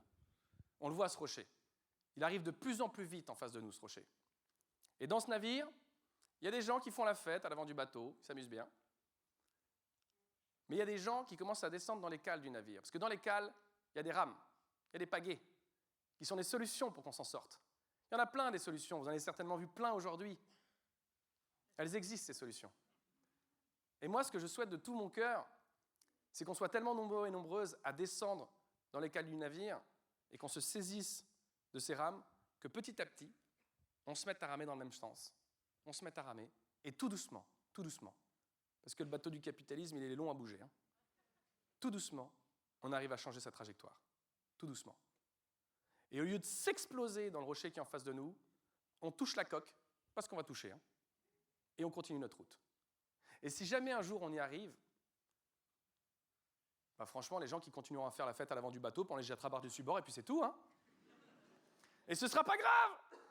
Ce ne sera pas grave, les amis. Ce ne sera pas grave. Ça aura juste été notre moment difficile. Parce que si on regarde dans l'histoire de l'humanité, chaque génération a vécu des moments très difficiles. Chaque génération. Sauf celle de nos parents, ils sont passés à travers les gouttes, tant mieux pour eux, tant pis pour nous. Mais là, c'est notre moment, à nous, de vivre un moment très difficile. Alors, je vous laisserai sur cette phrase de Molière qui avait dit « On désespère, alors qu'au fond, on espère toujours. » Merci de m'avoir écouté.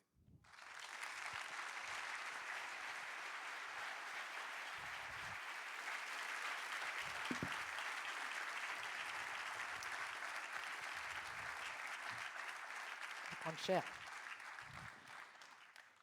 Messieurs, dames les jurés, venez vous asseoir. Je vous en prie. Alors il manque plus de chaises, c'est bon, parfait. Merci. Ça a été très très difficile. 2 heures de délibéré. Alors, Nous avons une décision prise, s'il vous plaît. C'est le moment important. Un peu de calme, s'il vous plaît, un peu de sérieux. Nous avons une décision prise par le jury concernant les 3 chefs d'accusation portés à l'encontre de M. Mérieux. Alors, concernant l'accusation de défaitisme, l'accusé est déclaré non coupable par 4 voix contre 1.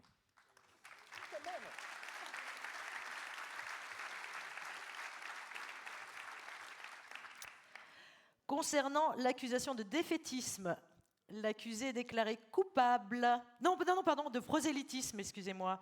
L'accusé est déclaré coupable par 5 voix contre 0, mais, petite précision, 4 sur 5 pensent qu'il a raison de l'être. D'autres personnes vont faire l'objet de poursuites alors. Pardon ? D'autres personnes vont faire l'objet de poursuites alors. Et concernant l'accusation d'atteinte à la sécurité alimentaire, économique et industrielle de la France, l'accusé est déclaré non coupable par 5 voix contre 0.